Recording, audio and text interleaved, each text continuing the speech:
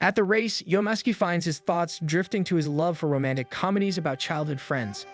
He imagines his own childhood friends confessing to him if they were in a rom-com. But as the race begins, reality quickly catches up to him. He knows those fantasies will never come true. Looking down at his palm, he sees that to win the race, he needs to find someone he loves. One morning, Yonaski wakes up feeling cold. Instinctively, he calls out Shio's name, already convinced she's the reason the window is wide open. He feels arms suddenly wrap around his torso as he realizes Shio is cuddling him. As he tries to pry her off, she only tightens her grip, forcing him to lie on top of her. If this were a romantic comedy, he knows this scene could lead to something dirty. But this is reality, so he pinches Shio's lips. Shio stirs, then immediately stiffens once she realizes Yonaski is right in front of her. She panics and starts yelling at him for sneaking into her room, only for Yonaski to point out that it's actually his room. Shio switches tactics and blames him for not fixing his lock. Eventually, she drops the argument and casually tells him she'll be at the front door. She climbs out through the window, insisting there's nothing wrong with using a shortcut. She doesn't notice the wind lifting her skirt. Yonaski hurriedly points out that she's flashing him. While getting ready for school, Yonaski tells himself it would be strange to start seeing Shio as a romantic interest. Still, he can't deny that what he saw earlier was sexy. When he finally steps outside, Shio immediately clings to his arm. He asks her to let go, but she only snuggles closer, insisting this is normal. As they walk to school, Yonaski feels disappointment. He's sure that to Shio, he's just a friend, while he keeps thinking dirty thoughts about her. He swears to himself that he will never let Shio know about the indecent thoughts. Meanwhile, Shio is irritated because, despite her efforts, she still isn't getting the reaction she wants from him. She subtly presses her chest closer to his arm, hoping to make him notice. Instead, Yonaski only complains about how hard it is to walk. Hearing that makes Shio grumble inwardly about how much effort she puts in every single day just to catch his attention. She convinces herself that someday Yonaski's heart will belong to her. An idea suddenly comes to mind. Pretending to trip, she deliberately pulls him down with her. Just as she planned, Yonaski lands on top of her. She accuses him of touching her chest on purpose. She recalls seeing a similar scene in one of the comics he keeps in his room, so she's confident that this kind of situation should appeal to him.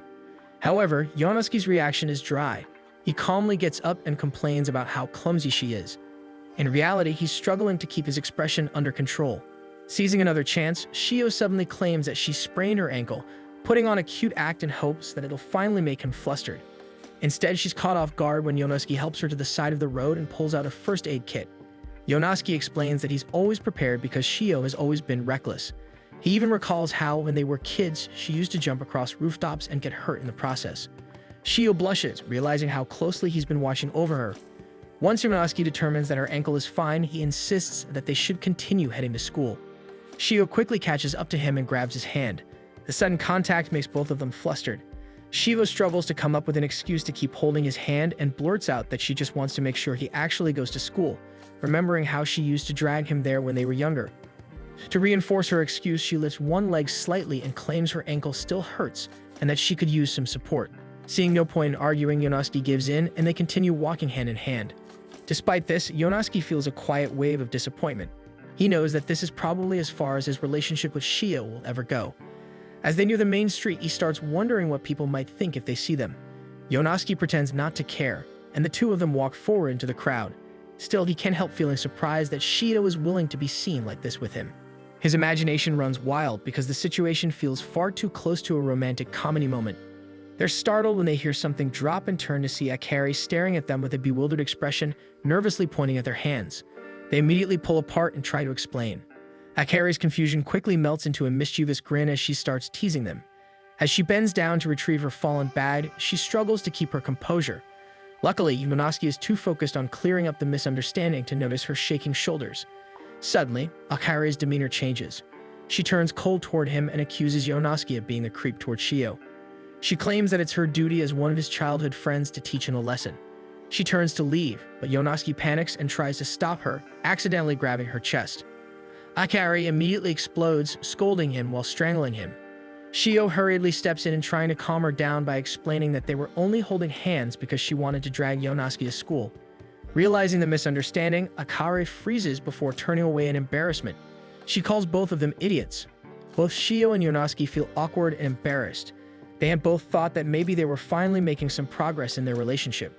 Yonaski starts imagining how both Akari and Shio would completely embarrass him if they ever found out he caught feelings for Shio. Once Akari puts enough distance between them, she drops her act. She pulls out an old photo of her and Yonosuke from their childhood. She realizes that if she doesn't do something, Shio might actually win him over. She regrets being so harsh toward him. Still, she mutters to herself that her actions are only because he's annoying. Her face turns red as she wonders if he thinks she's flatter than Shio. She swears to the sky that Yonosuke will pay for this. She tells herself she doesn't care about him at all. In contrast, Shio silently cheers herself on, convinced she can make Yonosuke love her. Meanwhile, Yonosuke vows that no one will know his thoughts. At school, Akari immediately calls him a creep when she notices he bought the same drink as her. Akari is Yonosuke's other childhood friend, but they are constantly fighting.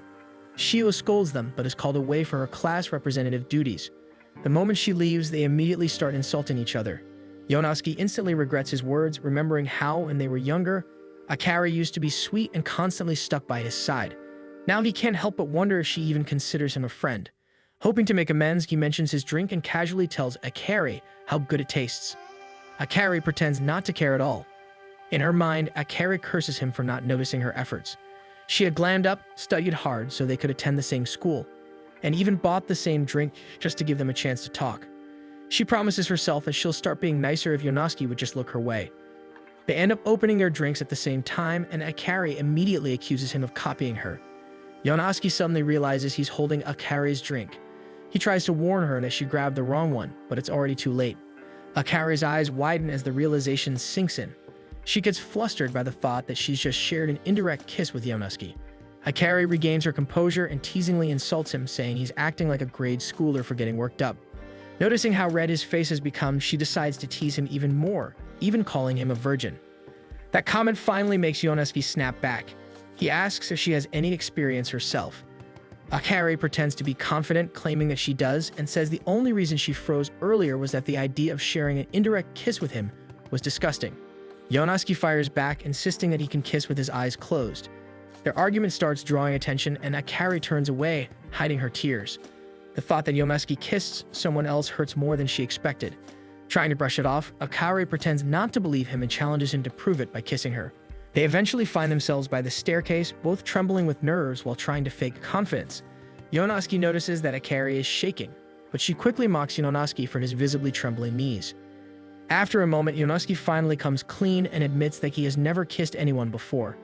Akari's entire demeanor changes, and she suddenly looks at him more gently. She cups his face and slowly leans in, leaving Yonosuke stunned. For a brief moment, it feels romantic. Just before their lips meet, Shio's voice interrupts them. They turn to face her blank stare.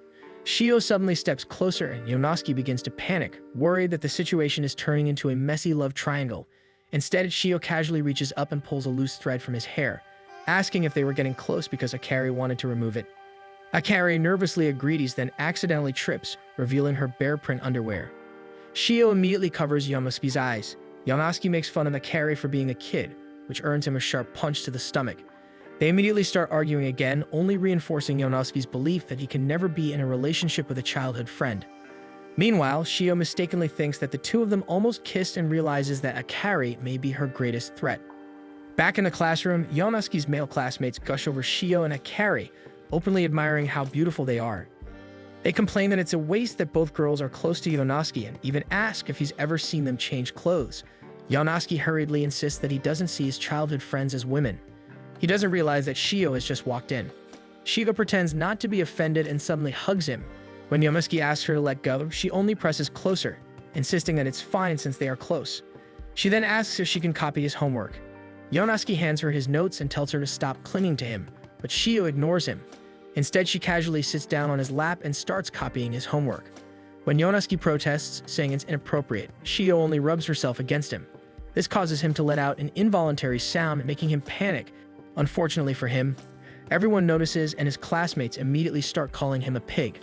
Shiva defends him, saying that she and Yonosuke have always acted like this. He tells her to hurry up and finish copying his homework. Shio does as he says, but she's clearly pleased now that she's confirmed his weakness.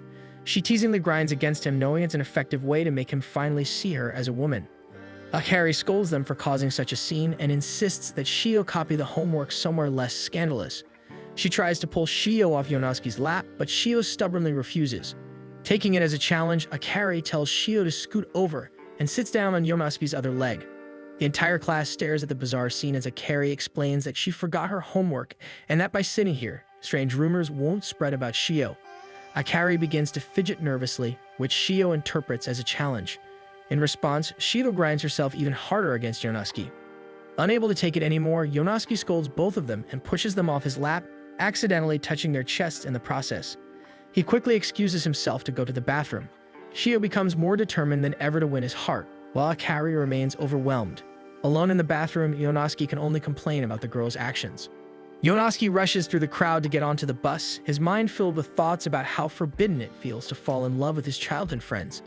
He manages to get on, but since it's crowded, he has to stand and hold on. He accidentally bumps into another passenger and quickly turns to apologize. For a moment, he notices how pretty she is, though something about her feels strangely familiar. When she turns around, Yonosuke realizes it's Shio, who smiles happily when she sees him. Yonosuke tells her he's on his way to the bakery because there's a big sale on their goods, which happens to be where she's headed as well. Shio starts talking, completely unaware that Yonosuke's gaze is on her as he begins to notice how much more mature she's become. Suddenly, the bus swerves to the left, throwing Shio off balance. Without thinking, Yonosuke catches her. To hide his embarrassment, he starts complaining, but Shio only presses herself closer, even wrapping her arms around him. Yonosuke takes a few deep breaths to calm himself down. Noticing his reaction, Shio takes the chance to tease him. Lowering her voice, she asks if he's feeling motion sick. Yonosuke blushes at how close they are, and his embarrassment deepens when Shio gently rubs his earlobes. She explains that she used to do this when he would get motion sickness as a kid. He can't deny how much this intimate moment is affecting him, so he suddenly pulls her into a hug to hide his face as Shio stiffens in surprise. Yonosuke quickly makes up an excuse, saying that he feels a little sluggish and would appreciate it if Shio could help him get to the bakery. He tells himself that this position is better, since he doesn't have to look into her eyes. Still, his racing heart betrays him. When he decides to look at her again, he's caught off guard by her flustered expression. Shio tries to say something, but before she can, Yonosuke quickly leads her off the bus. Once they step outside, Shio looks at him in confusion, since the bakery is still farther down the road. Yonosuke tells Shio to stop hiding her feelings. Shio feels a spark of hope, wondering if Yonosuke somehow knows that she loves him. She pretends to be confused and asks him to explain. Instead of answering directly, Yonosuke walks over to a vending machine and buys her a soda. When he hands her the can, Shio looks puzzled. Yonosuke explains that it's for her motion sickness, since he knows she's just as prone to it as he is. He also knows that Shio usually perks up after having a soda. Though she gives him a slightly gloomy look, she accepts it anyway. The two of them sit down on a nearby bench and start drinking. Shio feels grateful for the small gesture, even though she can't help thinking that maybe it isn't the right time for them to have a romantic comedy moment. Still, she slowly leans against him, telling herself that she just needs to keep trying. When Yonosuke notices her weight against him, Shio casually explains that she likes the feeling of him. Yonosuke pretends not to care, but the hand holding his soda trembles from his nerves. Back at school, the three childhood friends are playing a word game. Akari suddenly stops on her turn, complaining that it's stupid to be playing something like that at their age. Shio whines that she's bored and just wanted to do something together, but the rain is keeping them from going outside. Akari says that the rain will probably stop by the time school ends, but she decides to continue the game for Shio's sake. When it's Yonosuke's turn, he says Shio's name, which instantly grabs both girls' attention. Realizing how it sounded, Yonosuke quickly explains that he didn't mean her name, but a Japanese word that just happens to sound similar. Akari feels a stab of jealousy that Shio's name came so naturally to him, but she quickly turns that feeling into irritation. They keep playing the word game, but now Akari deliberately ends all her words with A, trying to bait Yonosuke into saying her name. Even after several rounds, despite her careful setup, Yonosuke never says it, which makes her irritated. Yonosuke grows annoyed since he keeps having to start his words with A, but he ends up crushing Akari's hopes by saying Aloe. Shio smoothly follows with Yonosuke's nickname, Ayu, which shocks both Yonosuke and Akari. However, she quickly teases him that she meant to say hey you in their accent. Akari fumes inwardly as she realizes they're practically calling each other, so she decides to double her efforts. The game begins again with Akari and she tries to bake him again, but her name still isn't said. When she's forced to come up with a word starting with E, she shyly blurts out Yonosuke's nickname. Both Yonosuke and Shio stare at her in surprise as she tries to pass it off as the same joke Shio used earlier. Shio quickly points out that repeats aren't allowed, meaning Akari has just lost the game. They prepare for Akari to receive her punishment. Watching this, Shio can't help thinking it might have been better if she had lost instead. After school, it starts raining again as Yonosuke heads home. While passing a shrine, he spots Akari taking off her soaked stocking while complaining about the weather. Yonosuke lets out a startled sound, alerting Akari to his presence and making her slip. Flustered, Akari starts throwing random items at him, forcing him to retreat. As Yonosuke leaves the shrine, guilt washes over him for leaving her behind. Akari, feeling miserable about the situation, is surprised when Yonosuke suddenly comes back, holding out his umbrella and offering to walk with her. Not wanting to look weak, she refuses at first, but quickly takes it back when he starts to walk away. She makes it seem like he begged her to come with him, just so it looks like he owes her instead of the other way around. The two of them leave the shrine together, both unsure of what to say. Meanwhile, Shio is also walking home, feeling a little disappointed that she didn't get to go with Yonosuke. She was supposed to have a meeting, but she just found out it was canceled. Her mood lifts when she suddenly remembers that there's a big sale on snacks, and she hurries off toward the store to grab some. Just then, Yonosuke and Akari turn the corner from where Shio had just come from.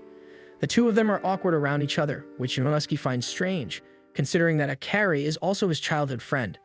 Looking at her more closely, Yonosuke realizes that Akari suddenly seems more mature than he remembers. The silence becomes too heavy, so Akari complains about how fast he's walking and how she's still getting soaked because he's holding the umbrella too high. Yonosuke adjusts it for her and can't help thinking that Akari probably hates him. Akari pushes his face away so he won't look at her, making Yonosuke wonder where the old Akari went. What he doesn't realize is that Akari is struggling to manage her emotions. Her cold attitude shows because she doesn't know how to act in this situation, even though she's secretly happy about how considerate he's being. She notices that Yonosuke's shoulder is getting soaked, so she pulls him closer and offers him the umbrella so he can dry it off. Yonosuke misunderstands her gesture and assumes she wants him to wipe her off instead. He asks what part she wants him to dry. Akari grows irritated and points out that she meant his shoulder. As she takes hold of the umbrella so he can dry himself, she accidentally grabs his hand. They both quickly pull away, but the awkwardness lingers. Yonosuke is confused by Akari's behavior, feeling like she keeps sending him mixed signals. He then notices she's holding the umbrella too high and points it out. Akari nervously admits that she's doing it for him since he's grown taller and she doesn't want to hit his head. Hearing that makes Yonosuke blush, since he rarely sees this gentle side of her anymore. Suddenly, a car speeds past and Yonosuke instinctively pushes Akari to shield her, causing the umbrella to fall from her hand. They're both unharmed, but Yonosuke realizes they're now completely soaked. He also notices he's holding her tightly and quickly lets go. Instead of snapping at him, Akari softly thanks him. Yonosuke feels there might still be a chance for them to mend their strained relationship, so he tells her that he's glad they got to walk home together, even with the rain pouring down. Suddenly, they both realize the state of Akari's clothes, and Akari assumes that this had been Yonosuke's goal all along. She slaps him hard, and Yonosuke convinces himself that he can never be part of a romantic comedy with her. Later that evening, Shio proudly looks over the haul spread out on her table. She thinks about sharing the snacks with Yonosuke, but notices that the lights in his room are still off. She then glances at the house next door and sees that Akari is home. Akari has her earphones on and carelessly complains about her feelings for Yonosuke to her stuffed animal. She doesn't realize that Shio is by her window and has heard everything. While staring at a picture of Yonosuke and venting, Akari suddenly feels a strange presence and finally notices Shio watching her through the window. She panics, realizing she isn't presentable. Akari complains that Shio should have knocked, while Shio tries to hide her own awkwardness by suggesting they have a snack party, holding up a large plastic bag filled with snacks. They eventually sit down and start eating. Shio feels uneasy, knowing Akari had been looking at a picture of Yonosuke earlier. Akari decides to bring it up herself and says that she doesn't have any feelings for Yonosuke. This puts Shio at ease for a moment, but as Akari keeps talking, Shio notices her expression soften. Carefully, Shio asks if Akari is really sure she doesn't have feelings for him. Akari immediately snaps that she hates Yonosuke, before calming down and saying she just wants to get along with him again as childhood friends. Shio admits that Yonosuke is stubborn, and that maybe the three of them would have been better friends if he had been kinder. Hearing this makes Akari think about how much she would actually like a gentler Yonosuke. Her face turns red, and to hide her embarrassment, she blurts out that the idea of Yonosuke being nice makes her sick. Shio is confused by how Akari keeps contradicting herself. Trying to change the subject, Akari shows Shio a cute video she found, but Shio accidentally sees part of her search history. Realizing where Shio is looking, Akari panics and accidentally smacks her with her phone. She quickly apologizes and rushes to grab an ice pack. When she opens one of her cabinets, several albums filled with pictures of Yonosuke tumble out. Akari tries to explain that Yonosuke just photobombs a lot, but the more she talks, the more obvious it becomes that Shio doesn't believe her. Even without Akari admitting it, Shio already knows the truth. She remembers how, when they were kids, they promised never to hide secrets from each other because they were best friends. Nervous but determined, Shio asks again what Akari truly feels about Yonosuke. Akari admits that Yonosuke is annoying because he treats both of them poorly. She says that even though they're his childhood friends, the least he could do is treat them like girls and be more considerate. Hearing this, Shio no longer feels threatened and agrees with her. She mentions how, just last year, Yonosuke gave her a toy dinosaur. The two of them start taking turns complaining about him before bursting into laughter. Deep down, they both know that even if they fall for the same person, they'll still remain best friends. While they're laughing, they don't realize that Yonosuke is standing outside Akari's room, able to hear everything because he had come to return the handkerchief. He turns to leave, but a sudden scream makes him rush inside.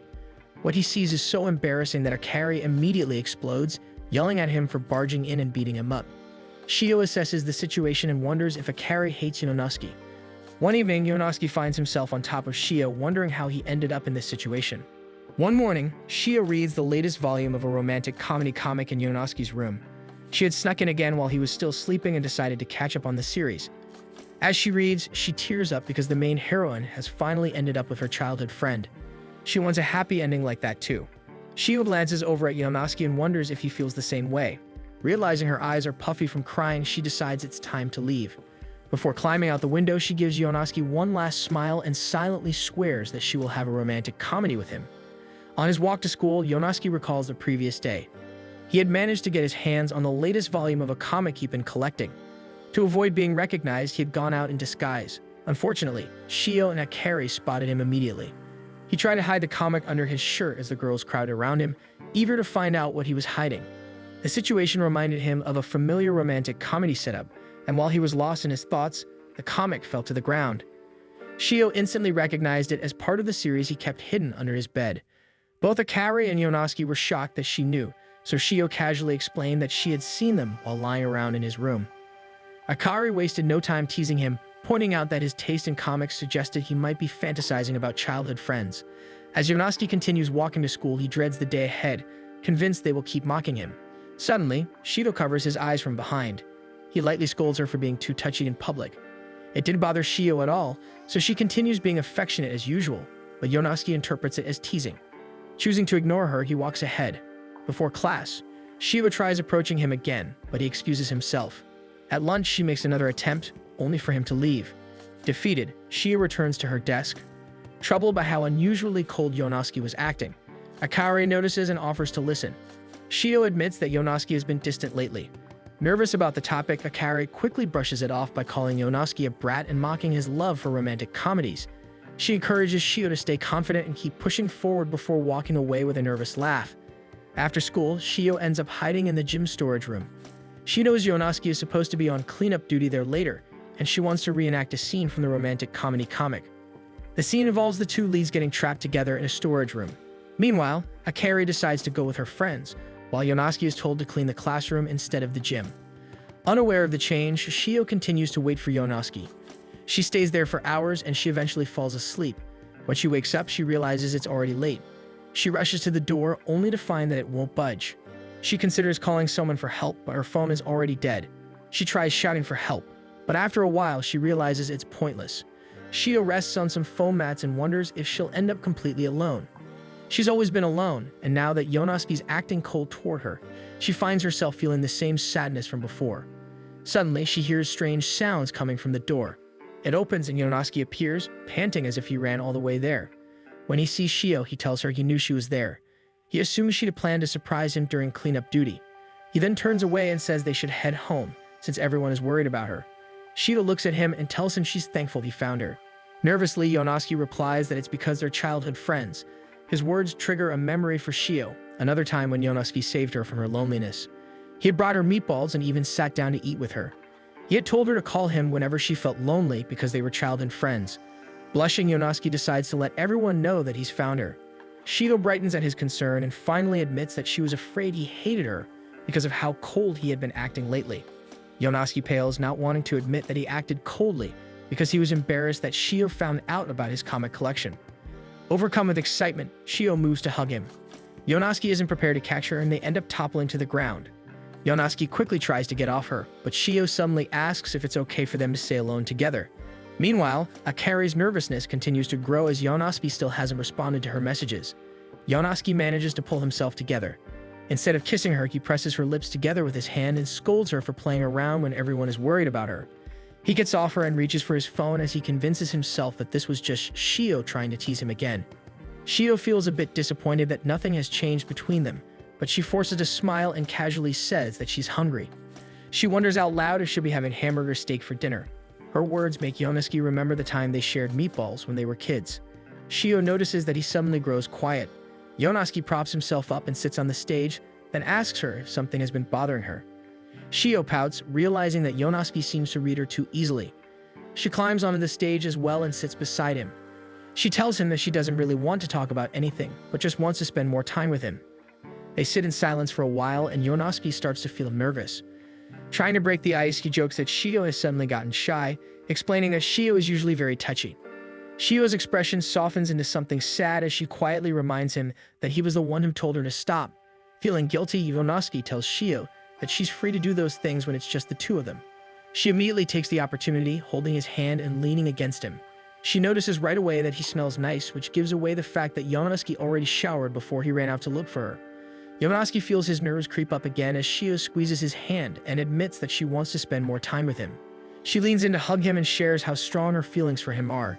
Just as Yonosuke starts to think that it might actually be possible to begin a romantic comedy with Shio, the gym lights suddenly turn on. Akari stands by the door, panting heavily. Yonosuke and Shio immediately pull apart as Akari approaches. She fixes Shio with a stern glare, but it quickly breaks as she starts crying and hugs Shio out of sheer worry. Akari turns her concern into anger toward Yonosuke for not texting her that he found Shio. Yonosuke argues that he did, which makes Akari check her phone. She sees his message, sent over 20 minutes ago, and grows frustrated again because he didn't bring Shio home right away. Shio tries to explain, telling Akari that she got trapped in the storage room and just needed a moment to calm down after getting out. Yonosuke's eyes widen when he realizes that Shio doesn't mention their moment together. Shio excuses herself to use the restroom. As she leaves, Yonosuke convinces himself that Shio was simply lonely and that there's nothing going on between them. Akari, however, remains suspicious and asks if Yonosuke has feelings for Shio. Yonosuke admits that he likes Shio, but quickly adds that he sees her as family. That answer doesn't satisfy Akari, and she demands the truth. Yonosuke insists that he's being honest and that they're just childhood friends. Not long after, Shio returns and the three of them head home. Later that evening, Yonosuke has trouble sleeping as he keeps thinking about Shio, especially since the way she spoke sounded almost like a confession. Morning finally arrives and Yonosuke peeks out of his door. When he sees Shio leaving her house, he feels that all his efforts to bury his feelings were useless. He hides his nervousness by casually chatting about her changed uniform, and they begin walking to school together. During the walk, Yonosuke can't help but notice that Shio looks unusually cute. Suddenly, Shio shyly tells him that she needs to do something and runs ahead. Yonosuke is confused, but he still finds her expression adorable. He wonders if this means they'll start dating soon. Since holding hands is already normal for them, his thoughts drift further into more intimate moments he can share with her. Overcome with excitement, he starts running in place, his expression completely changing. Akari suddenly calls him gross. He freezes as Akari accuses him of seeing Shio like a comic book character. Yonosuke tries to explain himself, but Akari refuses to listen. She nearly hits him with her bag as she storms ahead. Yonosuke is left stunned by her reaction before realizing that she might actually be hiding her feelings for him by acting cold. The thought makes his eyes light up. Now he believes he's living his dream of being in a romantic comedy with both of his childhood friends. Meanwhile, in the bathroom, Shio worries that Yonosuke might already know how she feels. She frets over what his feelings toward her might be, realizing that their dynamic will change. Akari spots her, and based on Shio's blush, she has a feeling something happened and tries to confirm whether anything occurred between Shio and Yonosuke last night. Nearby, Yonosuke is in the men's restroom and overhears their conversation. It sounds to him like they're about to argue, so he rushes over to stop them. Just as he reaches the entrance, he hears Shio that she isn't going to date Yonosuke. She shows Akari a page from the comic on her phone and explains that she was just reenacting a scene to make fun of him. Yonosuke suddenly laughs from the entrance. He tells them that he knew it all along. He turns away and Shio tries to make amends. Unable to hold back anymore, he runs off, tears falling as his heart breaks. Shio is filled with regret for ruining her chance with him. Akari, meanwhile, feels secretly relieved, then immediately scolds herself for feeling that way. Yonosuke spends the entire first period on the rooftop. Later, during her bath, Akari finds herself thinking about Yonosuke. She tries to shake the feeling off and steps out of the tub, wondering if he has forgotten their promise.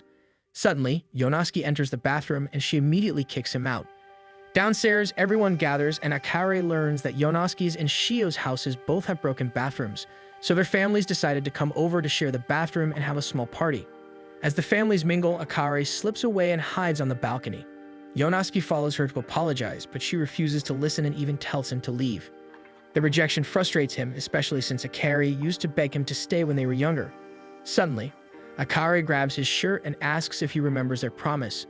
He says that he does and leans closer. Akari expects a kiss, but instead he whispers that he promised never to leave her alone when she went to the bathroom. He fondly recalls how, during sleepovers, she used to wait both him and Shio to accompany her. He chuckles at the memory, which only annoys Akari. She had hoped he remembered a different promise, the one he made when her cat died, when he promised never to leave her side. Suddenly, Yonosuke softly repeats that same promise, then asks why she's bringing it up now. He freezes when Akari suddenly asks when he's going to make her his wife. Before he can respond, Shio wraps her arms around his waist, slightly drunk. Her mother explains that Shio somehow got tipsy from the atmosphere alone. When Shio falls back, she teasingly comments on how red Yonosuke's face is. Akari responds by slapping his back and walking ahead, smiling to herself as she teases him, satisfied that she still has an effect on him. Yonosuke spends his free day relaxing at the park. However, he overhears two kids promising to marry each other, which causes him to choke on his drink. He looks their way and blushes, realizing this is a common romantic comedy setup where the main couple are childhood friends.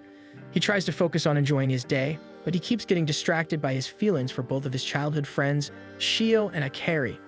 Eventually, he can't control his thoughts and allows himself to dwell on them. He suddenly shouts in frustration, causing some people in the park to move away from him. As he grumbles about how annoying childhood friends are, Runa notices him and steps in front of him to observe. Yonosuke feels weirded out by her presence and tries to move somewhere else, but Runa keeps following him. He attempts to shake her off by circling the center of the park several times, yet she continues to walk beside him.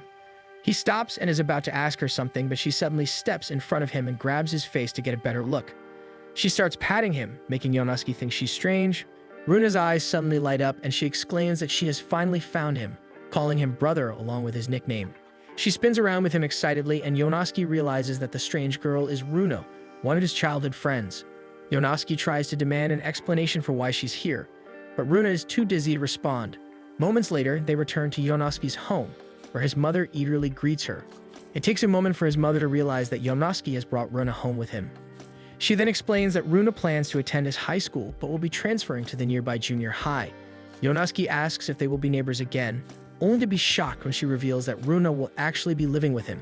Yonosuke's mother explains that it's a temporary arrangement and that Runa will be staying with them until spring. Looking at Runa, Yonosuke remembers that they were neighbors until 5 years ago. She was a year younger than the rest of them and always tried to hang out with him and his other childhood friends, though she often struggled to keep up. He thinks she was always cute back then, and she still looks cute to him now.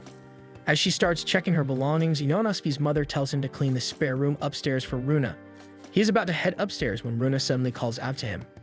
For a moment, he thinks this is some kind of romantic comedy setup, but Runa quickly crushes his expectations when she shows him her old stuffed toy from when they were kids and admits she still needs it to sleep.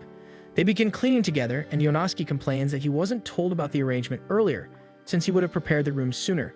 He then tells Runa that he finds her impressive for having the courage to study away from her family. Runa blushes and says that she's actually excited because she gets to be with her favorite person. Yonosuke blushes as well, but quickly clears his thoughts and convinces himself that Runa only sees him as an older brother. When Runa tries to move a heavy box, the weight proves to be too much. Yonosuke quickly catches her and steadies her before she falls along with the box. He gently sets her back on her feet to check if she's okay. Runa ends up sitting on the floor, shaken by the sudden scare, and thanks him for saving her. By sunset, they finish unpacking and setting up the room. Runa shyly tells him that she likes him, but Yonosuke doesn't take it as a confession. He pats her head and calls her sweet for saying that. She tries to confess again, but Shio and Akari suddenly arrive to see Runa. When they spot her in the room, they rush over to hug her, and Runa recognizes them as Shio and Akari. She takes a closer look at them and exclaims about how much more mature they look compared to the last time she saw them. Later, Yonosuke takes a bath, still bothered by Runa saying she liked him. He knows she meant it in an innocent, sisterly way, but part of him had hoped it meant something more. He scolds himself for thinking that way about Runa. Meanwhile, the girls catch up in Runa's new room. Runa tells them that she has really come to like Yonosuke. Shio and Akari assume she means it innocently and tell her they already know since she was always close to him when they were kids. Deciding to be bolder, Runa admits that she actually means it in a more romantic way. Shio and Akari freeze, completely speechless. Yonosuke calls out to Runa and tells her she can now use the bathroom. She leaves them behind and heads off to take a bath, completely unaware of the chaos brewing in their minds. As Runa showers, it slowly sinks in for Shio and Akari just how serious her feelings for Yonosuke really are. After finishing her bath, Runa heads back upstairs. Instead of returning to her room, she decides to visit Yonosuke.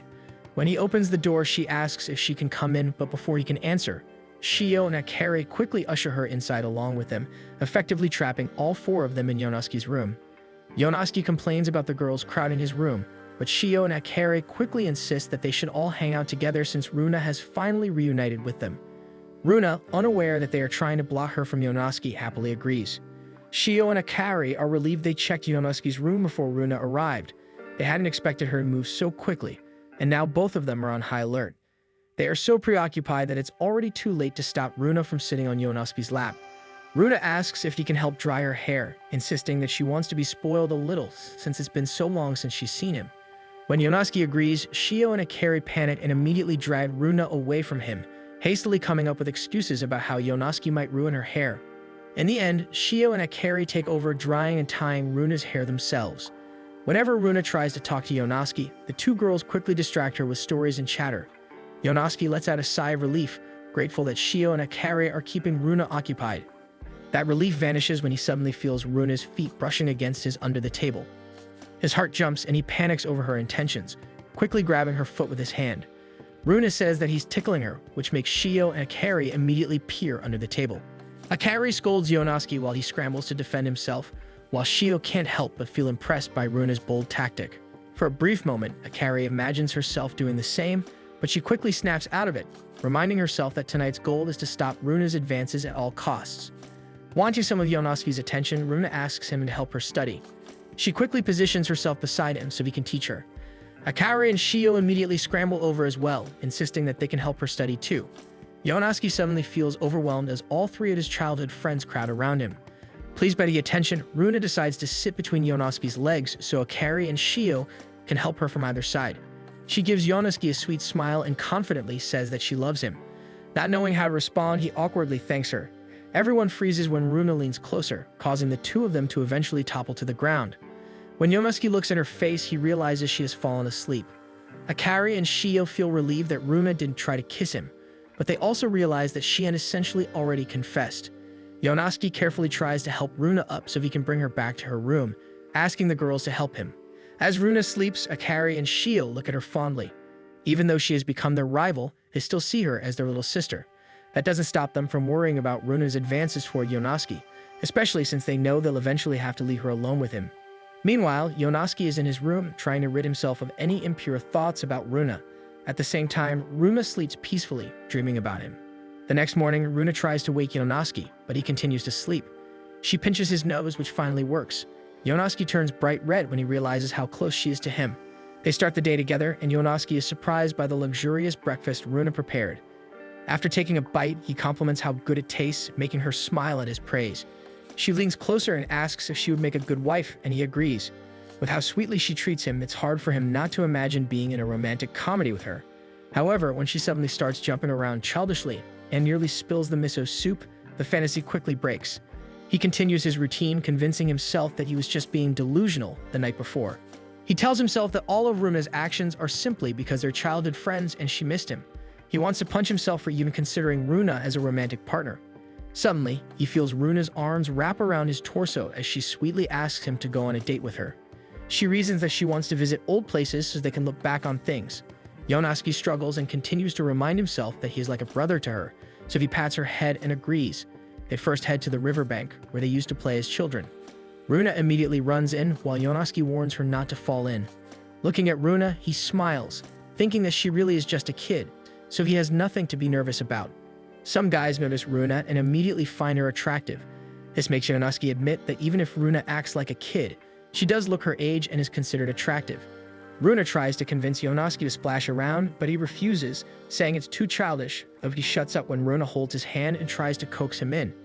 Temporarily mesmerized, he snaps out of it and tells Runa to take a seat, then begins scolding her for her clinginess.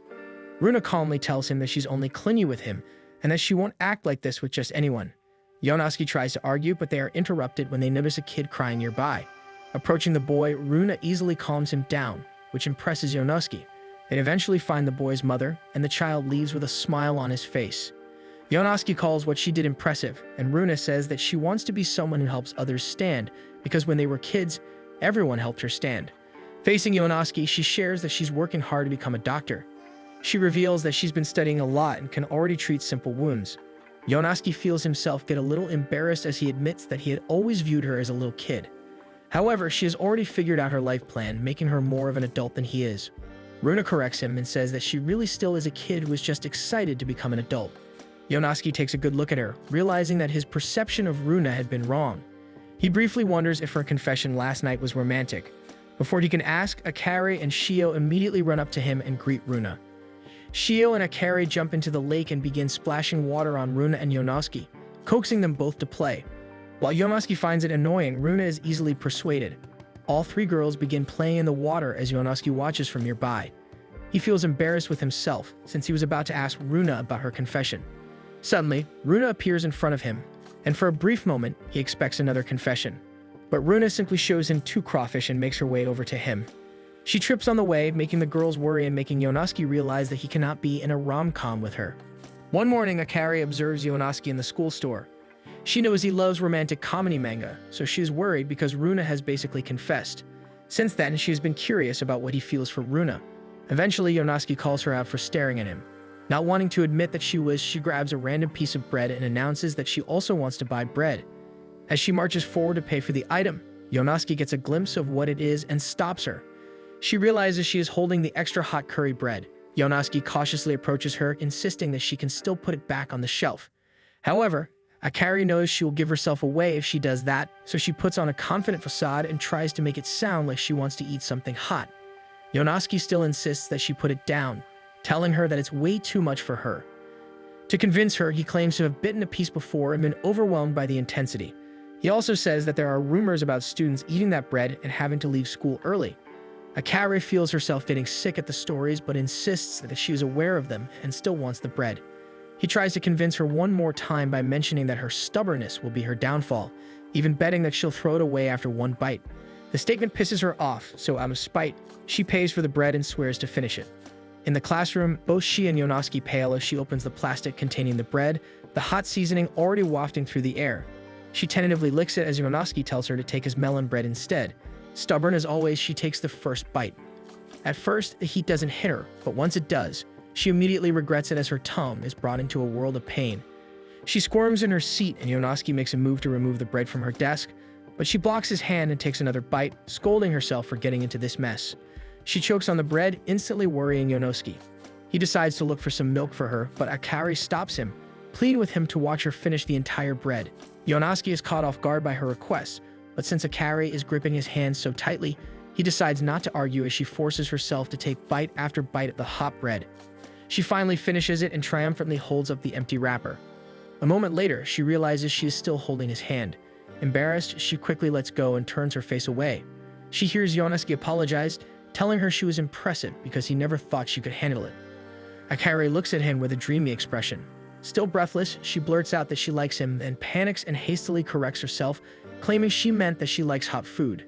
Yonosuke accepts this explanation and sits back down.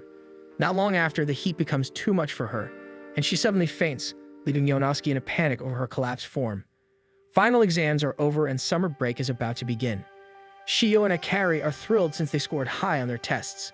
Meanwhile, Yonosuke remains preoccupied with his feelings for his childhood friends, despite knowing he has more pressing matters to attend to. Shio is about to ask him about his plans for the break, but he has already hurried off home. When he arrives, Runa excitedly greets him and proudly presents her perfect scores in every subject. Yonosuke pales at the sight, forcing out a shaky congratulations. Runa beams at the praise and eagerly asks for more, but Yonosuke has already brushed past her toward his room. Once inside, he realizes the real reason he's acting this way is that he's constantly distracted by Shio and Akari. He pulls out his study materials and starts studying intensely, determined not to fall behind among his childhood friends. 3 days pass and he still hasn't left his room. The girls are all gathered at his house to hang out, but Yonosuke continues to shut himself in. Annoyed by Yonosuke's stubbornness, Akari tells the girls that they should just make their summer plans without him. Runa feels uneasy and asks Akari if she really won't miss him. Akari refuses to admit how she feels, so Shio quickly comes up with a plan. While Yonosuke is busy studying, he hears a strange noise at his window. When he goes to check, he spots 3 puppets outside, cheerfully encouraging him as he studies. He slides the window open and catches the 3 girls red-handed. They awkwardly admit that they came to include him in their summer plans. Yonosuke immediately refuses and returns to his desk. Runa and Shio rush after him, insisting that he at least talk about summer with them. Akari confronts him, asking about his grades and arguing that there's no point in studying if his results are already bad. This only angers Yonosuke, who snaps back at her, which in turn makes Akari angry. Sensing the tension, Shio pulls the girls aside for a meeting in the corner of the room. After whispering among themselves, they agree on a new approach. They get Yonosuke's attention again and begin teasing him, saying he's going to waste his entire summer if he refuses to stop studying. When they finally leave his room, Yonosuke feels frustrated. Deep down, he wants to stand proudly beside Akari and Shio, but he knows he can't do that with an average grade.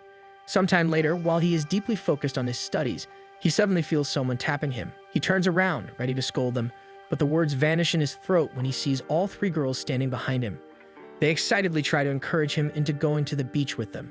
Flustered, he finally admits that he actually wants to go with them. The girls gather around a magazine to choose which beach they should visit. Curious, they suddenly ask him about his test scores. After hesitating, Yonosuke agrees to show them, revealing excellent results in every subject.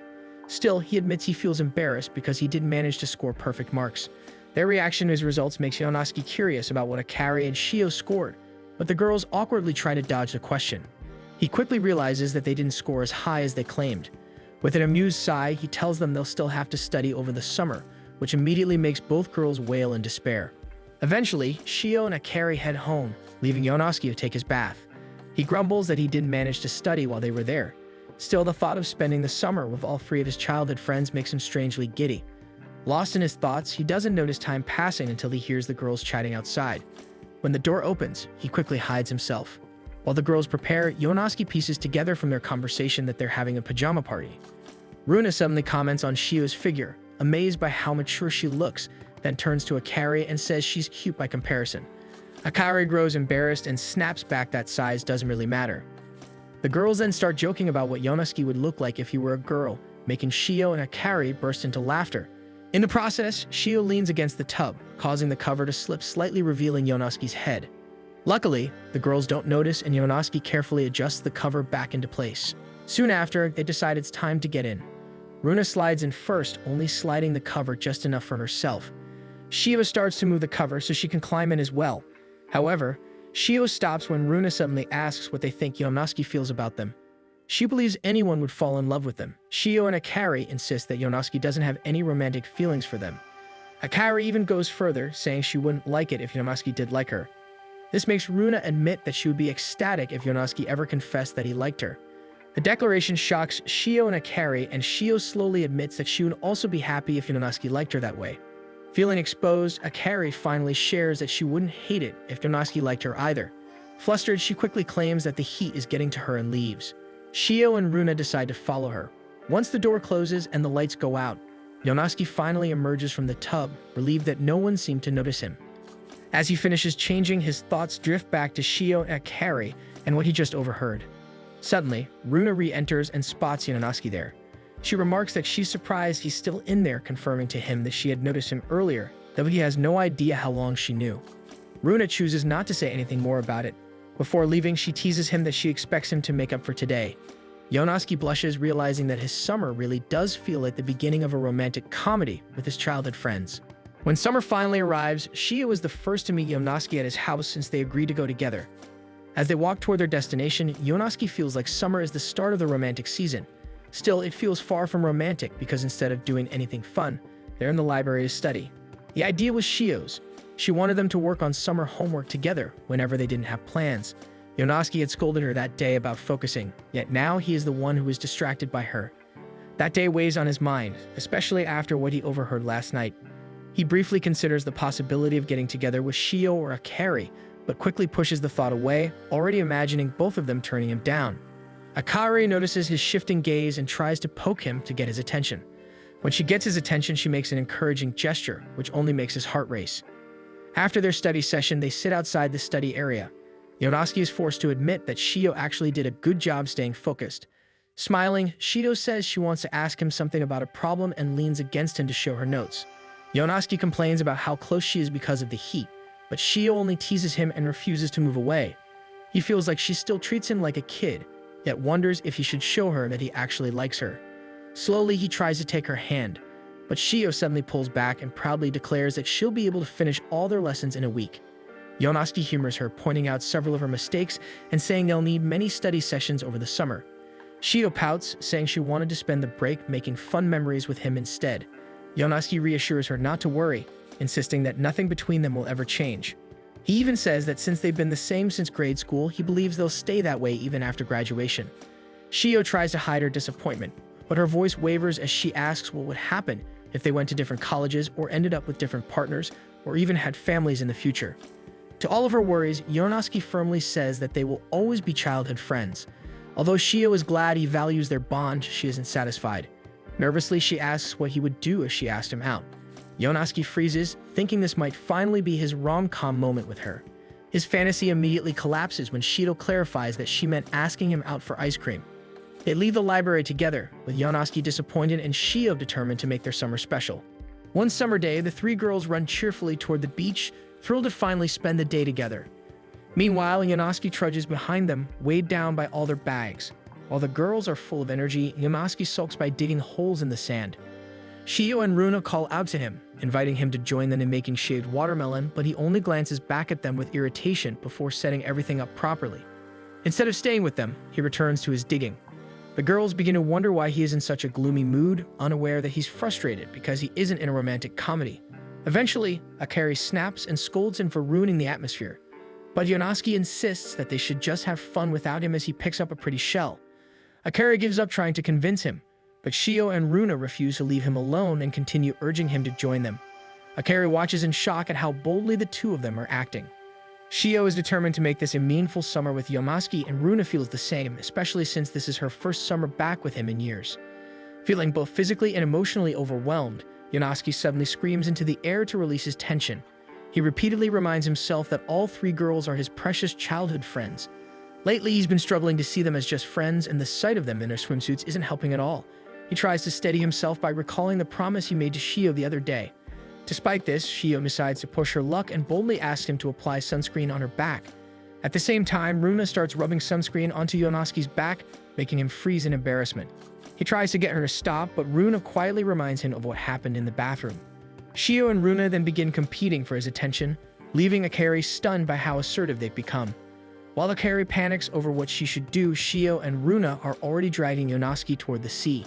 Akari notices a beach ball nearby and starts thinking of a way to reinsert herself into the group. Meanwhile, Yonosuke feels Shiho and Runa pressed close against him from both sides, and he steels himself, trying desperately to endure the situation. He suddenly remembers their first day of middle school, which was the first time he truly realized that Shiho and Akari had grown into very beautiful girls, and that he had started to feel attracted to them. Since then, he had put himself through strict training just to maintain a calm, stoic expression around them. But right now, he feels like that composure is about to crack. When Akari timidly asks him to play beach volleyball with her, he accidentally glares at her, instantly crushing her hopes. To hide her disappointment, she snaps back in anger, complaining that all she wanted was to have fun with him. Yonosuke immediately realizes he hurt her feelings, and his expression shifts into one of confusion and concern. Embarrassed by her own outburst, Akari suddenly pushes him into the ocean. What she doesn't know is that Yonosuke had actually been looking forward to today as well. The girls immediately rush to him, grabbing him to pull him up and checking if he's alright. Seeing their worried faces, which he finds unexpectedly adorable, Yonosuke suddenly gets a nosebleed. The girls panic, assuming he must have hit his head. He tries to hide it, but hints that he's embarrassed. Once they realize what he said, all three girls smile teasingly at him, while he desperately tries to take it back. From that point on, Yonosuke finally joins in with them, and they all enjoy the rest of their beach day together. Still, the girls refuse to let him live down the nosebleed, teasing him about it the entire time. As they head back toward the bus, Yonosuke feels like he spent the whole day being roasted. This only strengthens his resolve that he cannot get into a relationship with any of his childhood friends. Akari complains that he's walking too slowly, warning that he'll have to camp out at the beach if he misses the bus. Then she goes right back to teasing him, which irritates Yonosuke. He snaps back, complaining that he had to carry all their stuff all day. Akari immediately fumes, arguing that he lost their game, so carrying their bags is his punishment. Their argument escalates into a full shouting match, so much so that the bus ends up driving right past them. Shio and Runa don't even notice anything because they fell asleep the moment they boarded the bus.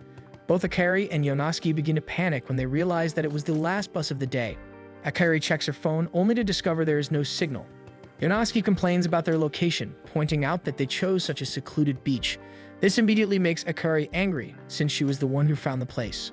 She starts walking ahead, and Yonosuke can't help but feel even worse about the situation, especially because he believes Akari hates him. Then he suddenly remembers overhearing her in the bathroom, when she admitted that she wouldn't mind it if he confessed to her. He snaps out of the memory when Akari calls out for him to start walking. She tells him they should follow the best route since it at least leads back toward the nearby town. Yonosuke stares at her absent-mindedly, still caught up in his thoughts. Seeing his blank expression only frustrates her further, so she snaps at him to hurry up before marching forward again. Yonosuke shakes his head to regain focus and follows after her. As they walk along the road, Akari starts to feel embarrassed. Being alone with Yonosuke makes her hyper-aware of everything, and for a moment she considers being as bold with her feelings as Shio and Runa. She quickly dismisses the idea and chooses to scold him again. Suddenly, a shadowy figure leaps out from the bushes. Akari screams and instinctively clings to Yonosuke. They both freeze, only to realize it's just a stray cat. The moment they notice how close they are to each other, both of them blush and quickly pull apart. Akari regains her composure and immediately complains about how touchy Yonosuke is. They continue walking, and before long, it becomes completely dark. Yonosuke admits that with all the bags he's carrying, he isn't sure how much longer he can keep going. He suggests trying to hitchhike, but Akari immediately shuts the idea down. Yonosuke then offers to run ahead to look for help, but this makes Akari panic. She shouts at him not to leave her alone, insisting that there are ghosts around. Yonosuke calls her a scaredy cat, and she's about to snap back at him when a loud crow caws nearby and scares her. Seeing that she is genuinely scared, Yonosuke decides to keep walking with her. As they continue along the path, Akari is still visibly shaken by their situation. Suddenly, she remembers that when they were younger, they had also gotten lost once. It had been getting late, and she was terrified. Back then, Yonosuke had taken her hand and reassured her that he wouldn't leave her alone. Now, in the present, Akari glances at his hand. Tentatively, she starts to reach for it, but stops herself. Just then, Yonosuke lets out a loud sneeze, startling her so badly that she falls backward in shock. When he turns around, he sees her sitting on the ground, trembling. He offers his hand to help her up, but she stubbornly refuses. She tries to stand on her own, but wobbles and begins to fall again. Yonosuke quickly catches her and lifts her onto his back so he can carry her the rest of the way. As they move forward, he complains that Akari was never this stubborn when they were children. The remark makes her feel slightly hurt since he was the one who first put distance between them. She starts struggling to get off his back, insisting that she's only making things harder for him. Yonosuke admits that he is tense, but only because he's focused on making sure she's okay. Hearing this, Akari realizes that deep down he hasn't changed at all. She blushes quietly in affection, but her thoughts are interrupted when Yonosuke suddenly points out that they've reached the city. At that moment, both of their phones buzz. Yonosuke answers, and it's Shio, who sounds relieved that one of her calls finally got through. After hanging up, Yonosuke tells Akari that his mother had booked a place for them in town to stay for the night. As they head toward the accommodation, Yonosuke grows uneasy because Akari has gone unusually quiet. He worries that she might be upset with him. When they arrive at the room, they discover it's a shared room with two futons placed side by side. Yonosuke immediately considers asking for a separate room, but Akari stops him, saying that it's fine that she actually wants to stay with him. Not wanting to get his hopes up, Yonosuke puts a little distance between them and jokingly asks if she's scared of ghosts. Instead of snapping at him, Akari simply smiles and thanks him for the day, adding that his actions reminded her of something from their childhood. Feeling unsure how to continue the moment, she excuses herself to take a bath. Moments later, Yonosuke decides to take a bath as well. He feels uneasy because the Akari he knows would normally react in disgust at the idea of sharing a room with him. When Yonosuke finishes, he leaves the men's bathing area still unsettled. He can't shake the feeling that this is merely the calm before the storm and that Akari is planning to make the evening a nightmare for him. Then he notices Akari quietly waiting for him beside the bathhouse. He approaches her, but she simply looks away without saying anything, which only makes him more suspicious. During dinner, the hotel has prepared a generous spread for them, and Yonosuke feels that maybe it was actually lucky they got left behind. However, Akari remains quiet, not sharing his enthusiasm. To cheer her up, he offers her his portion of shrimp and even checks whether the plates are warm enough. He does all this carefully, feeling like one wrong move could set her off. When he reaches over to pour her some tea, he accidentally spills it, splashing his hand in her bag. Yonosuke immediately panics, expecting her to explode in anger over it, but instead, Akari rushes to his side and fusses over his burned hand. Realizing how close they are, she lightly pushes him back and offers to clean up the mess while he cools his hand. In the powder room, as he runs cool water over the burn, Yonosuke grows even more confused by Akari's behavior. His heart starts racing at how unusually considerate she has been toward him. Later that night, Akari shyly suggests that they get ready for bed. They both glance at how close the two futons are. Yonosuke decides the safest option is to move them apart to create some distance. Once he's satisfied with the space between them, he quickly gets under his covers, facing away from her. He tries to force himself to sleep, but Akari suddenly turns off the lights and slips into his futon. In a quiet voice, she asks him not to be mean to her, saying she hates it when he acts cold. Then she begs him to look at her the way he used to when they were children. Remembering their past together, Yonosuke slowly turns toward her and drapes his arm over her, agreeing to her request. Feeling reassured, Akari softly whispers that she loves him before drifting off asleep. Yonosuke immediately opens his eyes. He sits up in a panic, wondering if he imagined it, but when he checks on her, Akari is already fast asleep. He's left feeling surreal, unsure whether her confession was real. The next morning, Yonosuke wakes up exhausted yet strangely refreshed. The thought that he might actually be living out a romantic comedy with his childhood friend makes him giddy. He heads to the powder room to greet Akari and ask about last night, but she's already back to her usual self. She sharply scolds him for walking in while she's getting ready. She then grabs her bag and announces that she's going home ahead of him. Yonosuke is left alone in the hotel room, even more confused about the confession and more convinced than ever that he cannot possibly be in a romantic comedy with his childhood friends. Meanwhile, on the bus, Akari suddenly wonders whether she really confessed the night before. The realization hits her, and she panics when she understands that she actually did. After the beach incident, Yonosuke lies defeated on a thin couch. He is certain that Akari confessed to him that evening, but the very next day she acted completely cold toward him. As he sinks deeper into his thoughts, Runa tries to convince him to go somewhere fun with her. He refuses, pointing out that they had just gone to the beach. But Runa insists they should still go out, explaining that she'll be heading home for Obon and will miss the summer festival. Even so, Yonosuke waves her off, reasoning that she'll be back soon anyway. His repeated rejection finally gets to her, and she turns to leave, complaining that he doesn't understand a girl's heart. That phrase strikes something in Yonosuke. He quickly catches up to Runa before she can leave and asks her to explain what she meant, which only confuses her. Meanwhile, burdened by the fact that she confessed, Akari sits outside Yonosuke's window armed with a baseball bat. She intends to erase his memory with it. As she wrestles with what she said that night, Yonosuke and Runa enter his room to talk. Akari notices and suddenly feels jealous that Runa is alone with him and suspicious about why he seems so secretive. Inside, Yonosuke tells Runa that he wants to ask about a girl's heart on behalf of a friend. He explains that this friend recently went on a trip with others but ended up missing the last bus and had to spend the night in a single hotel room with a girl. He adds that the girl started acting strangely during that time. Outside the window, Akari realizes that Yonosuke is clearly talking about them. Her heart pounds when she understands that he's consulting Runa about their situation, and she grows even more anxious as he continues. Runa gives him a suspicious look at first. Then her eyes light up as she realizes he's essentially asking her for relationship advice. Excited, she urges him to continue the story. Nervously, Yonosuke explains that when it was time to sleep, the girl slipped into his friend's futon. He says that since she seemed troubled, his friend hugged her, and after a few moments, the girl confessed that she loved him. Or at least, that's what he thinks she said. Outside, Akari's face turns bright red. Yonosuke continues by mentioning that the girl acted cold toward his friend the next day and then went home. He asks for Runa's interpretation of the events, and even Akari finds herself curious about what Runa will say. Runa tells him that his friend has zero chance with the girl in the story.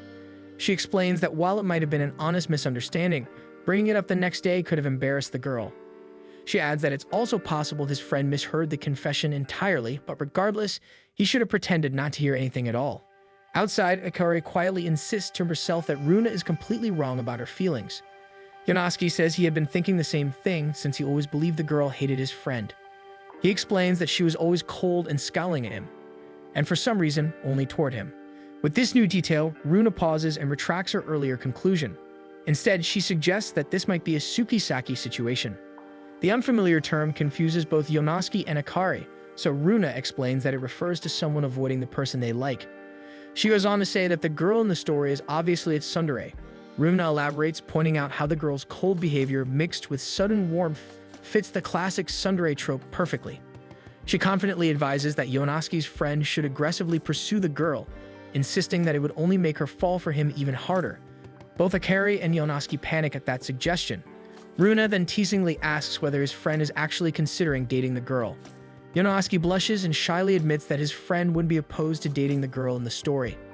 Hearing that, Akari's heart begins pounding wildly. She shifts slightly in her hiding spot but loses her balance and lets out a scream as she falls. Alarmed, Yonosuke rushes to the window and looks outside, discovering Akari. Though still shaken, Akari quickly regains her composure and snaps at him in an annoyed tone, calling him irritating. Yonosuke protests, insisting that he was only worried about her, especially since she nearly got hurt. Suddenly, Runa points and casually remarks that they can see Akari's legs. Startled, Akari tries to cover herself, but in doing so, she loses her balance and begins to fall off the roof. Without hesitation, Yonosuke climbs out onto the roof and grabs her, pulling her safely against him. Runa cheers, praising him for making it in time. Akari is about to thank him, but her expression quickly hardens. Flustered, she calls him an idiot, claiming that this is exactly why she had come over to beat some sense into him. She pushes herself off him and declares that she's going home. Instead of climbing back down the way she came, she enters his house so she can leave properly through the front door. It finally dawns on Runa that the friend in Yonosuke's story was actually him, and that the girl was Akari. Annoyed, Runa flatly tells him that he should think about his own actions. After she leaves, Yonosuke is convinced that he truly does not understand girls at all. Later, at the mall, Akari watches a commercial advertising the Inari Summer Festival. The ad promotes the idea that kissing under the fireworks will bless the relationship. Akari's face turns red as she imagines kissing Yonosuke during the fireworks. The commercial continues by promoting a lipstick. She tries to shake the image from her mind, but finds herself staring at a specific lipstick said to be perfect for her situation. Before she can decide, Shio and Runa spot her. As Akari approaches them, the commercial begins playing again.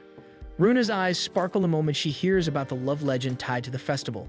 She gushes excitedly, saying she wishes she could go so she could invite Yonosuke. That comment makes both Shio and Akari pause. They realize at the same time that the festival might be their opportunity. Quickly masking her flustered feelings, Akari adopts an annoyed tone and urges the others to continue shopping for yukatas. At one of the stores, Shio and Runa each hold up different designs, complimenting each other as they compare patterns. Watching them, Akari grows thoughtful. She reflects on Shio's recent behavior and begins to wonder if Shio might also have feelings for Yonosuke. Akari's eyes drift toward a floral hairpiece, and she reaches out to grab it, only for Shio's hand to reach for the matching one beside it at the same time. Realizing they're about to choose the same design, Shio quickly apologizes, admitting she didn't mean to pick the same one as Akari. Akari immediately tells her to take it instead, insisting it would suit her perfectly. But Shio gently smiles, suggesting that they would both look great wearing matching pieces, so they should get the pair. Akari returns the smile and agrees, picking up the identical hairpin. As she does, she reflects on her relationship with Shio. They've been best friends since childhood and have rarely ever fought. She remembers how generous Shio has always been. When they were little, Akari once wanted the last donut, but Shio had grabbed it first. The moment she realized Akari wanted it too, she split it in half without hesitation so they could share it. However, when it comes to Yonosuke, they cannot split him. Shiva notices her downcast mood and sees that Akari has been staring at a poster advertising the fireworks show.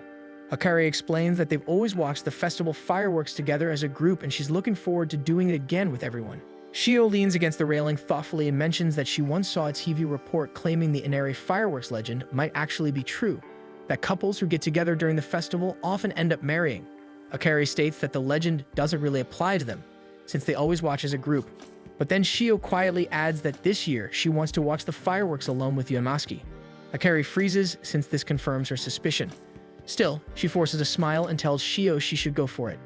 She promises she'll be mindful not to get in the way. She even admits that she had suspected Shio might feel that way, though she wasn't entirely sure.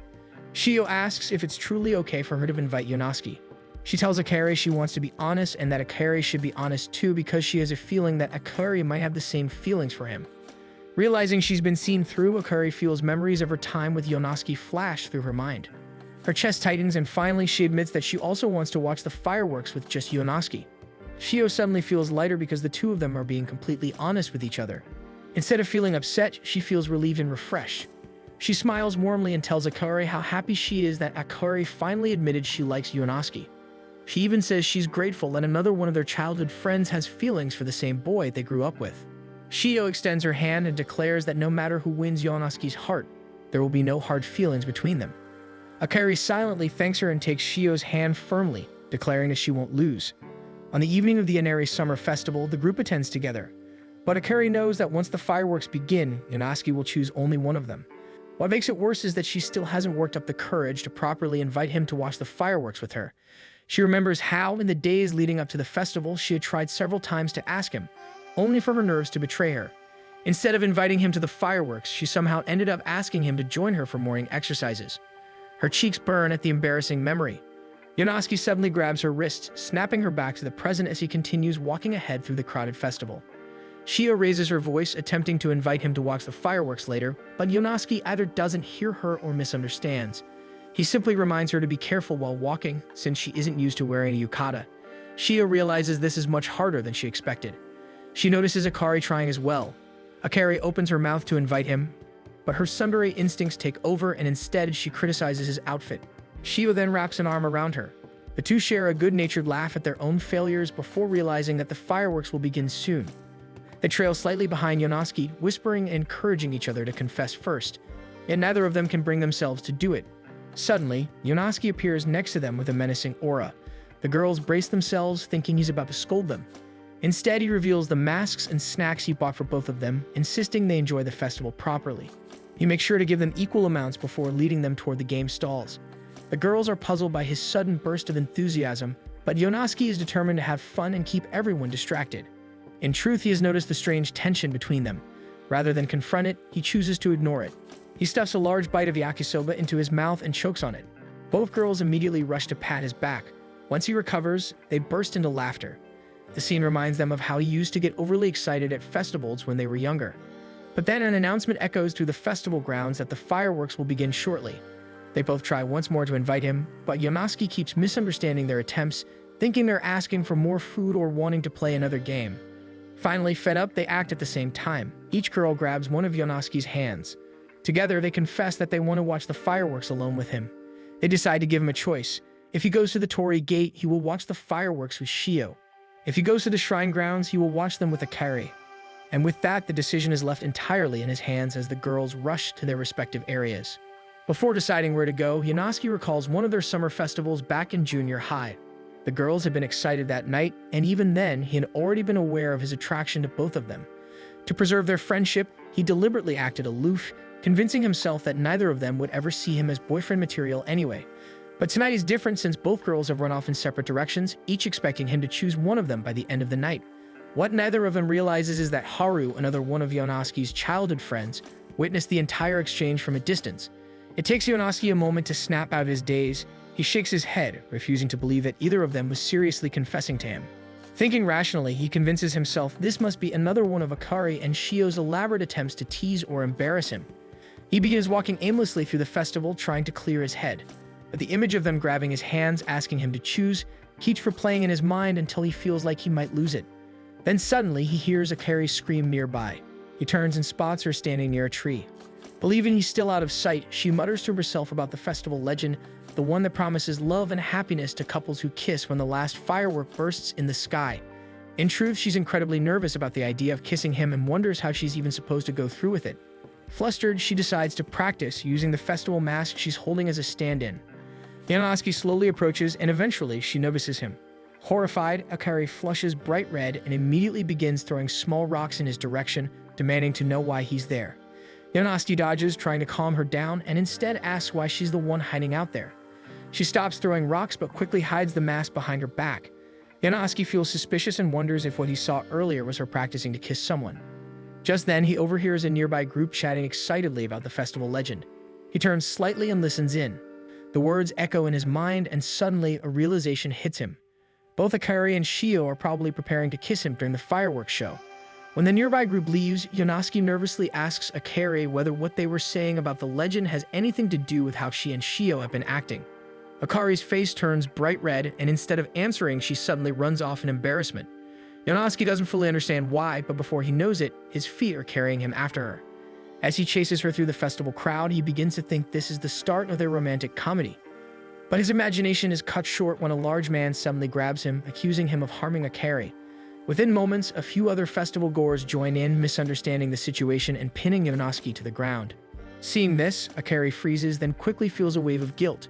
Shyly at first, she tries to explain that it's all a misunderstanding and that Yonosuke is actually her friend.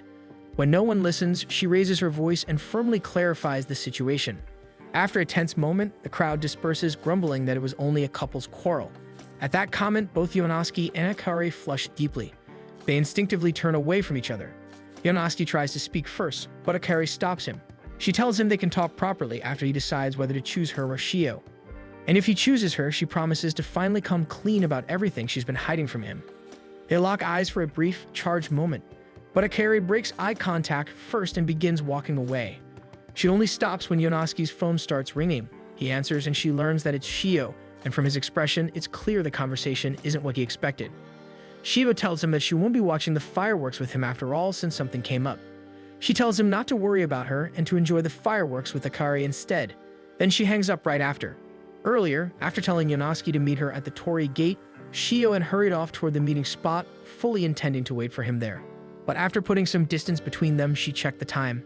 There were still 53 minutes left before the fireworks. She took a deep breath and tried light stretches, hoping to calm her racing heart. It didn't help and time seemed to crawl. The longer she waited, the more anxious she became, to the point where she felt like she might faint from anticipation and miss her chance entirely. That's when she heard a child crying nearby. Turning toward the sound, she spotted a young girl who appeared to have gotten separated from her parents. Shio checked the time again and realized she still had plenty of time, so she decided to help. They searched around, and eventually, Shio managed to reunite the little girl with her mother. After bidding them farewell, she noticed an elderly woman struggling to walk. Without hesitation, Shio offered her back and carefully carried her to a bench where she could rest. Not long after, she heard a pained cry. Turning toward the sound, she saw a pregnant woman clutching her stomach. Alarmed, Shio rushed over just as the woman collapsed to her knees. She ended up accompanying the woman to the hospital, making sure she was safely admitted. Only then did she check the time and she realized that the fireworks were about to begin. Panic set in as she realized she didn't have enough money left for a taxi and walking back would take at least 30 minutes. If she ran, she might make it in time for the finale. Determined, she took off, but after only a few steps, her sandals snapped. With a quiet exhale, she decided to give up and call Yonosuke, telling him he no longer had to choose her, that he should just enjoy the fireworks with Akari. She forced her voice to sound cheerful by smiling so he wouldn't worry. Her mind drifts back to when they were younger. One day, her father had to leave for work and told Yonosuke to keep Shio company. Yonosuke stayed with her the entire evening, even when she insisted he could leave. He stubbornly refused, declaring he would stay by her side until her father returned.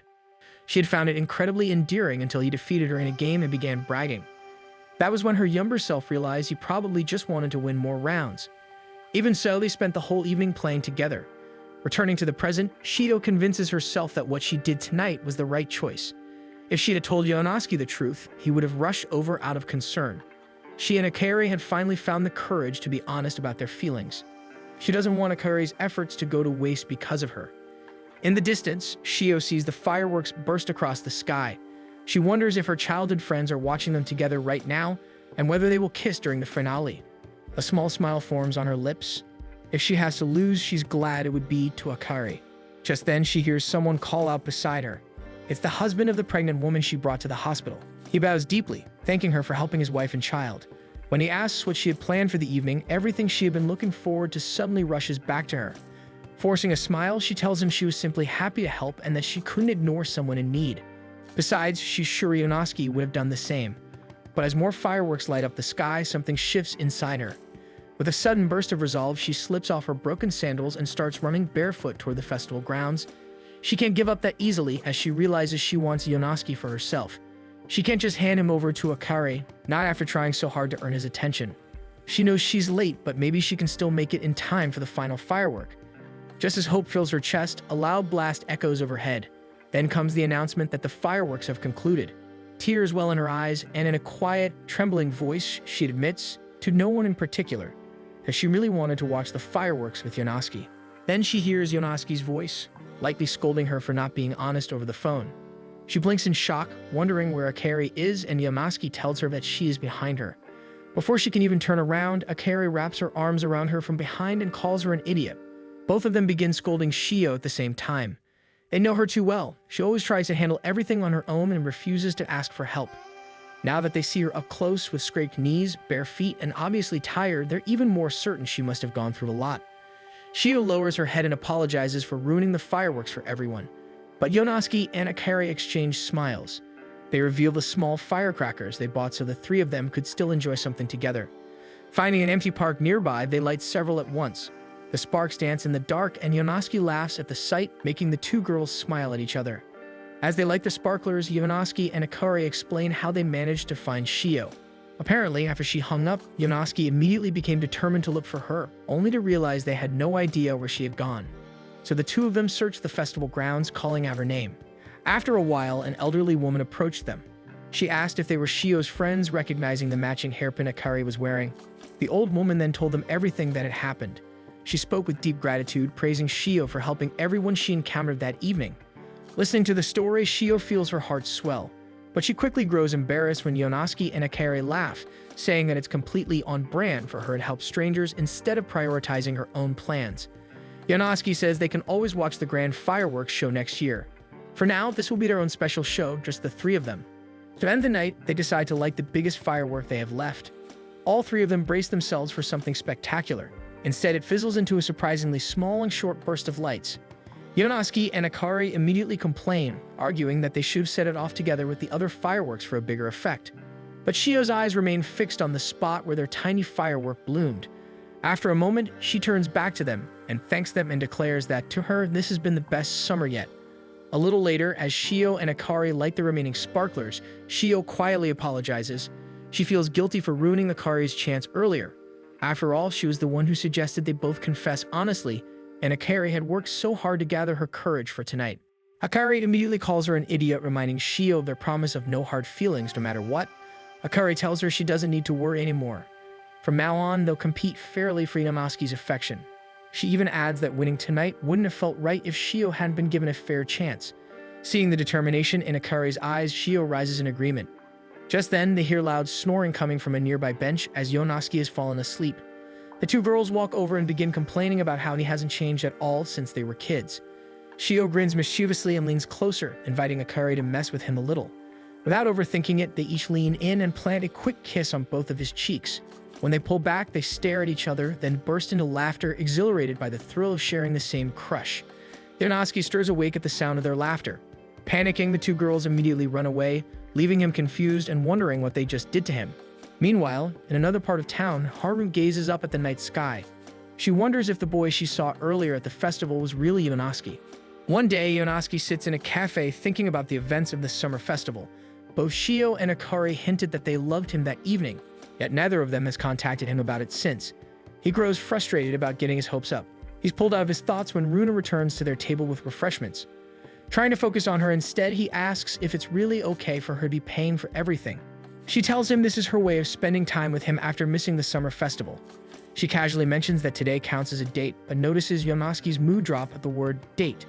She immediately suspects something must have happened during the festival. At first, Yonosuke denies it, but he eventually admits that he feels stupid for thinking he was in a romantic comedy. Before he can finish, Runa feeds him a spoonful of ice cream and firmly declares that one day he will be part of a romantic comedy. She then adds that for her, it's always been a romantic comedy. Yonosuke stares at her, blushing at the implication of her words. Before she can clarify, the buzzer goes off, signaling that their food is ready. He watches her walk away, trying to shake off any feelings. Suddenly, he hears Haru teasing him about always having every girl's attention. He turns to look at her, but doesn't recognize her. His eyes briefly drift to her skirt, and he quickly looks away, insisting she must be mistaking him for someone else. She laughs, realizing what flustered him, and reassures him she's wearing shorts underneath. Then she casually calls him by his childhood nickname before riding off on her bike. When Runa returns and asks who Haru was, Yonosuke admits that he doesn't know her. On the first day back at school, Shio and Akari rush Yonosuke to get ready since he's the only one not dressed yet. The three of them walk to school together with the girls slightly ahead of him. As he watches them, Yonosuke reflects on their friendship and slowly convinces himself that he'll never be in a romantic comedy with either of them. Suddenly, Haru rides up beside him on her bike. She proudly teases him for walking to school with two pretty girls while also having lunch with another cute girl last weekend. She pulls him into a playful side hug, shocking all of them since neither Shio nor Akari recognizes her. The girls ask what other girl she's talking about, and Yonosuke explains that he had lunch with Runa. Haru is surprised to learn that the girl was Runa. She then takes a closer look at Shio and Akari, commenting that they look completely different from before. She hugs both girls before riding off again, leaving the trio confused. Later on campus, a group of boys crowds around Yonosuke because of a rumor that he's dating 3 girls at once. Akari overhears and fumes.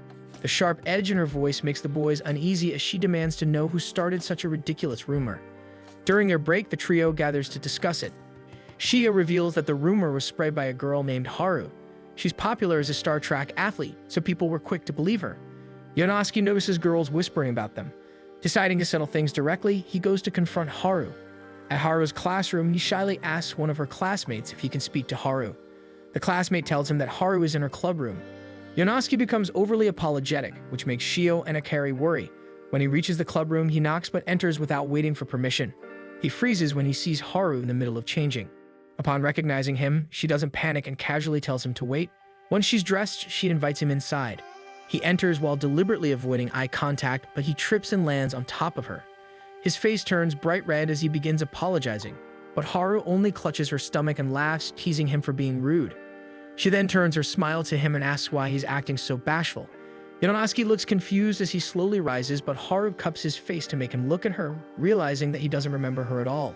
Meanwhile, in the courtyard, Akari and Shio anxiously wait for news from Yonosuke since they know he doesn't handle confrontations with girls very well.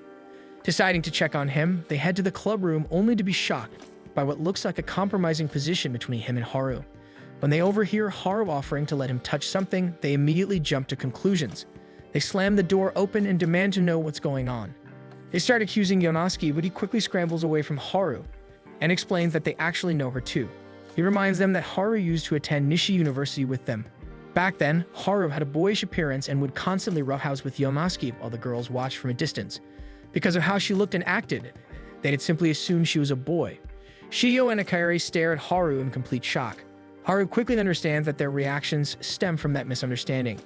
She explains that she tried talking to them during their first semester, but they ignored her. She also adds that she always found it strange how Yonosuke used to casually invite her to the bathroom with him.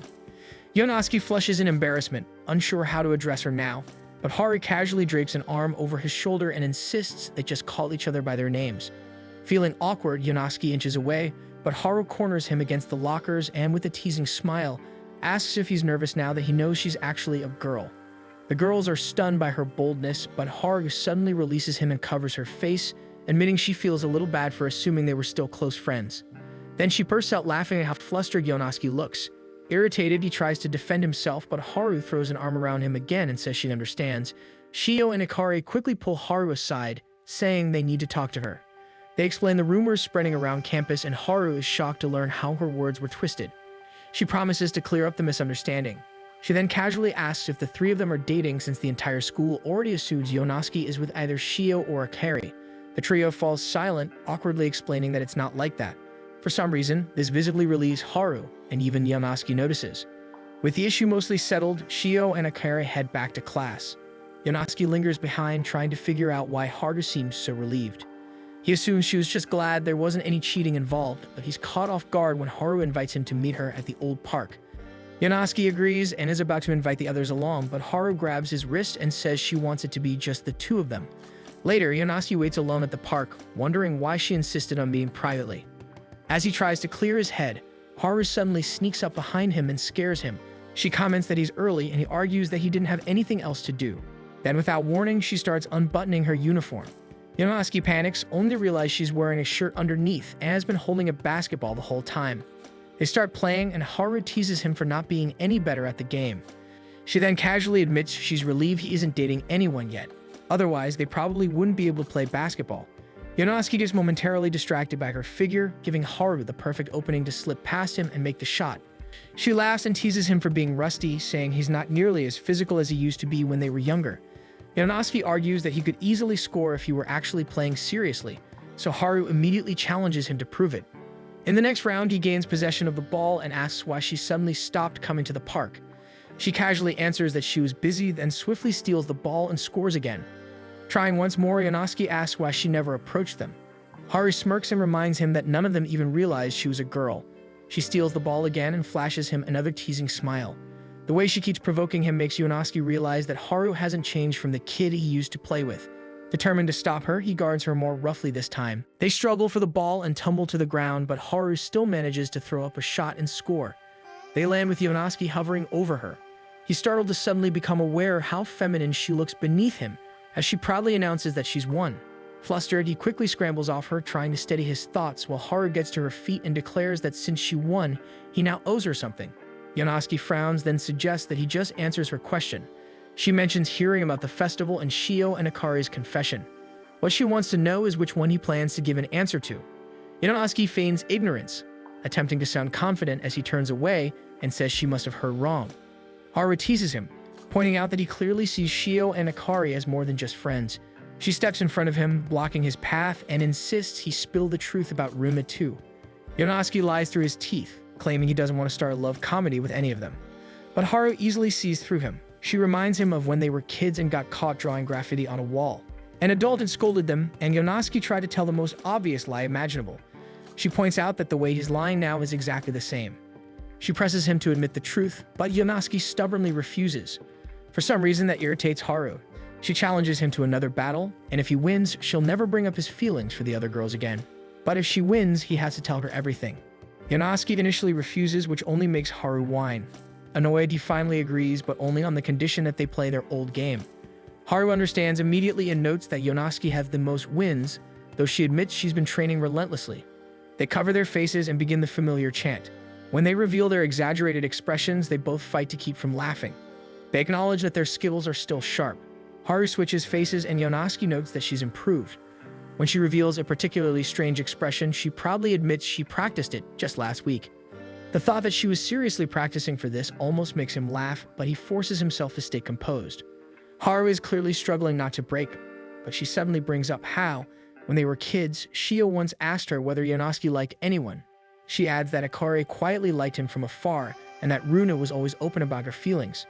Yonosuke tries to argue that she's misreading everything, but Haru insists she just wants to know because, as his childhood friend, she wants to cheer him on properly. His expression falters in surprise, and Haru bursts into laughter, declaring his normal face the funniest one yet. She's about to drop the topic, but Yonosuke suddenly sits down and admits that he likes them. But Yonosuke says he wants to tell her anyway because he trusts her. He confesses that he isn't even sure if he's truly in love with any of them, but whenever he's around them, he feels foolish for getting his hopes up. Haru gently pokes his cheek and declares that she'll go ask the girls directly how they feel about him, since she wants to support his love life properly. Later, the group gathers to celebrate their reunion with Haru.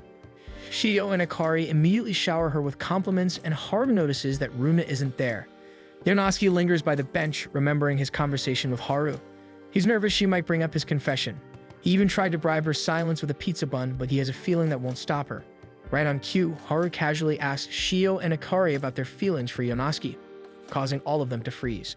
After recovering from the shock, Shio and Akari ask where the question came from. Haru is about to reveal that Yonosuke has feelings for them, but Yonosuke quickly covers her mouth and drags her outside the room. Once they're outside, Yonosuke argues that she's only going to complicate things. Haru mutters that she knows Yonosuke is curious about the girl's feelings too. Yonosuke refuses to acknowledge it and reminds her not to bring the subject up again. When they return to the room, Akari and Shio look at them with concern. The two try to act as naturally as possible by bringing up old memories. Haru casually mentions that they used to play the Pocky game together and that she and Yonosuke kissed because of it. She pretends to be grossed out, but Yonosuke and the girls immediately pale. Haru starts to continue the story, but Yonosuke quickly cuts her off. Akari and Shio are still stunned by the idea that Yonosuke has already kissed someone. Haru quietly points out to him that the girls clearly look jealous. Yonosuke, however, thinks they look more disappointed. Trying to ease the tension, he quickly explains that the kiss happened when they were kids, so it shouldn't count. Haru tries to back him up by describing how unromantic it was, but the more she explains it, the more disappointed Shio and Akari appear. Sensing the growing tension, Yonosuke quickly tries to change the subject by offering a new snack. The packaging boldly claims that the snack is so irresistibly delicious that it will make you want to kiss it, unfortunately reminding the girls that Yonosuke had already kissed Haru. At that moment, Runa suddenly enters the room, much to Yonosuke's relief. He tries to reintroduce Haru to her, and Haru happily rushes over. Unfortunately, Runa does not share the enthusiasm. The moment she recognizes Haru, her face goes pale, and she runs away, shouting about how much she hates frogs. When she hugs Akari, Runa explains that Haru traumatized her with frogs when they were younger. Back when they were kids, Runa had simply been playing with a frog plushie. Haru approached her carrying a bag, claiming it contained something really cool. When Haru opened the bag, Runa was horrified to discover that it was filled with real frogs. She tried to explain that she only liked her toy. Terrified, Runa ran down the steps. Haru tried to chase after her but tripped, sending the frogs tumbling all over Runa. Ever since that incident, Runa has been terrified of frogs. Haru immediately tries to apologize and pats Runa on the back, but it only makes things worse and sends her running away again. Haru tries to chase after her to apologize properly, but Runa keeps dodging her. Yonosuke is secretly grateful for the chaos. Just when he thinks he's safe, Haru suddenly dives to catch Runa but ends up launching herself straight into Yonosuke. Their lips accidentally meet, leaving the entire room stunned. When Haru finally pulls away, she nervously asks if that also doesn't count as a kiss. Yonosuke weakly replies that it shouldn't count. Later that evening, Yonosuke lies in his room, exhausted from everything that happened. His mind drifts back to the kiss and how strangely normal his crushes seem to act afterward. What he doesn't realize is that all three girls are struggling to sleep as well, each of them suddenly viewing Haru as another romantic rival. Outside, Haru was also thinking about the kiss. Things felt much simpler back when they were just kids. The next morning, Shio goes for a jog around town. But everywhere she runs, she can't stop remembering the sight of Haru and Yonosuke kissing. She accidentally trips and tumbles down a small hill. Haru happens to notice and rushes over to check on her. After confirming that Shio isn't hurt, Haru begins to leave, but Shio suddenly decides to join her run. As they jog together, Haru offers to slow down for her, but Shio keeps pace. Haru is impressed by her energy and comments that Shio is very different from Yonosuke. She casually mentions that she and Yonosuke played basketball and they could barely keep up with her. Curious, Shio asks if Haru has feelings for him. Haru is taken aback by the question and becomes defensive when Shio points out that she seemed happy after the kiss. In response, Haru accuses Shio of liking Yonosuke, which clearly strikes a nerve. Shio suddenly bolts away, refusing to answer her. Haru runs after her, warning that she'll get tired if she doesn't pace herself. Haru continues teasing her, saying that when they were kids, Shio used to whine just to get Yonosuke's attention. She taunts Shio by claiming she's jealous. That finally pushes Shio to snap. Shio suddenly declares that she shares more firsts with Yonosuke. Haru points out that Shio is clearly getting worked up, and the two start trying to outrun each other. Eventually, they both collapse onto the ground. Haru tells Shio she should just admit everything already, and Shio shoots back that Haru should do the same. Later, Shio drags herself back, exhausted physically and mentally. Yonosuke spots her and is surprised to see her completely drenched in sweat. Shio tries to brush it off, but she suddenly stumbles forward. Overwhelmed by everything she's been feeling, Shio suddenly reaches up and kisses Yonosuke on the lips. She pulls away and announces that she needs to take a bath. Later, while watching television with Runa, the word kiss keeps coming up in the program, and Yonosuke's thoughts begin to spiral back to what happened earlier. He keeps dropping his food in shock until it finally hits him that Shio had kissed him. He suddenly feels excited as he realizes that this might finally be the start of his romantic comedy. At school, Yonosuke struggles to calm his nerves before entering the classroom. He worries about how to approach Shio and what to say to her. But before he can enter, Shio greets him by smacking him on the back like usual. She casually grabs his wrist and drags him into the classroom. His male classmates immediately complain about how close he is with Shio, but Yonosuke is completely confused because Shio is acting so normal. Throughout the day, she behaves normally and never brings up the kiss. At the end of the day, Yonosuke tries to ask if they can talk for a moment, but Shio announces that she'll be heading home with Akari. Meanwhile, Runa is walking home when Haru suddenly speeds toward her on her bike. Runa barely has time to recognize her before Haru tackles her in greeting. As Haru chases Runa around the park, they eventually notice Yonosuke sitting on a nearby bench. He looks completely distracted, making him the perfect target for a surprise. As they approach him, they notice he's reading an article about kissing. Yonosuke finally notices them and shouts in shock. The girls blush awkwardly as they ask why he's reading about something like that. They quickly assume it must be because of Haru's accidental kiss. Yonosuke insists it's not about Haru. The girls initially feel relieved until they realize that means he must have kissed someone else. They immediately start guessing that it might be Akari, but Yonosuke accidentally blurts out that it was Shio. Realizing what he just said, Yonosuke quickly tries to cover it up again, claiming it's actually about a friend. Haru narrows her eyes and demands more details, so Yonosuke awkwardly explains that his friend is confused because a girl kissed him, yet acted as if nothing happened the next time they met. He says his friend just wants to understand what it means. Haru immediately gets excited and declares that his friend should have grabbed the girl and kissed her back, because a girl would never kiss someone she doesn't like. Runa panics at that suggestion and insists that both people need to properly confirm their feelings first.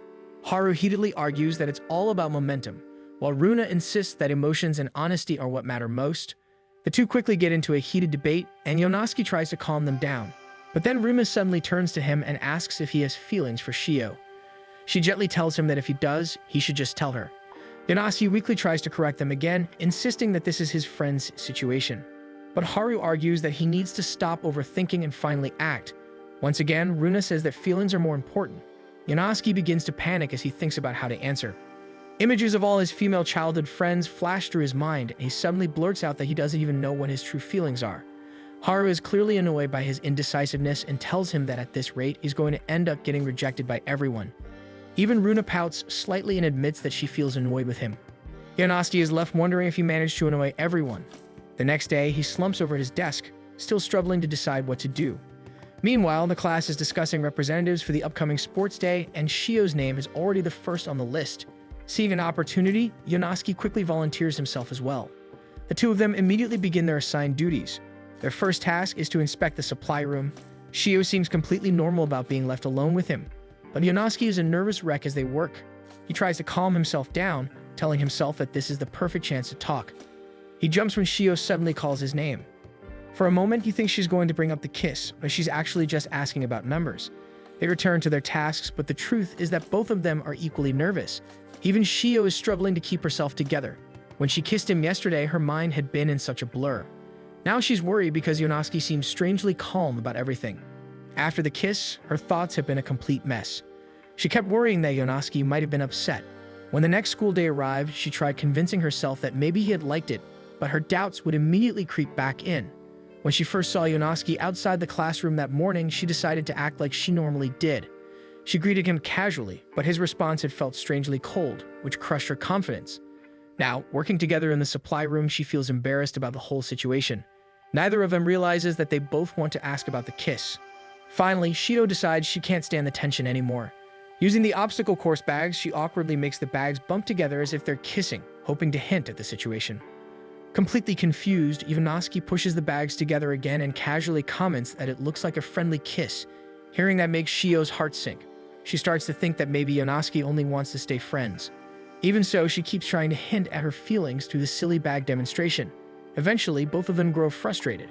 Yonosuke is the first to break away from the strange bag battle, saying they should focus on finishing their work. Shio almost asked him directly if he didn't like the kiss, but her nerves get the better of her. So she agrees to finish the tasks quickly. As they continue working separately, Yonosuke remembers Runa's advice. Gathering his courage, he decides to finally ask Shio about the kiss. But a box above them suddenly begins to fall. He quickly pushes Shio out of the way. The moment leaves them both flustered again, and they quietly decide to ignore the tension and continue working. Over the next few days, Shio and Yonosuke seem friendlier than usual. Their behavior becomes so noticeably warm that it starts bothering Akari. On the final day of sports day preparations, Shio and Yonosuke continue their cheerful interactions and casually say goodbye to each other after finishing their work. Haru happens to notice how stiff the exchange actually is. Back in the classroom, Shio finally reaches her limit. She can't stand the forced friendliness between them anymore. For the first time, she begins to regret kissing him. Just then, the classroom door slides open and Akari appears, inviting Shio to talk. One afternoon, Yonosuke sits by the riverbank, lost in thought about his strained relationship with Shio. Suddenly, he hears Haru's voice and spots her speeding toward him on her bike. He's completely shocked when she launches the bike over him and lands perfectly on the ground. Haru casually greets him as if she hadn't just done something incredibly dangerous, which immediately irritates him.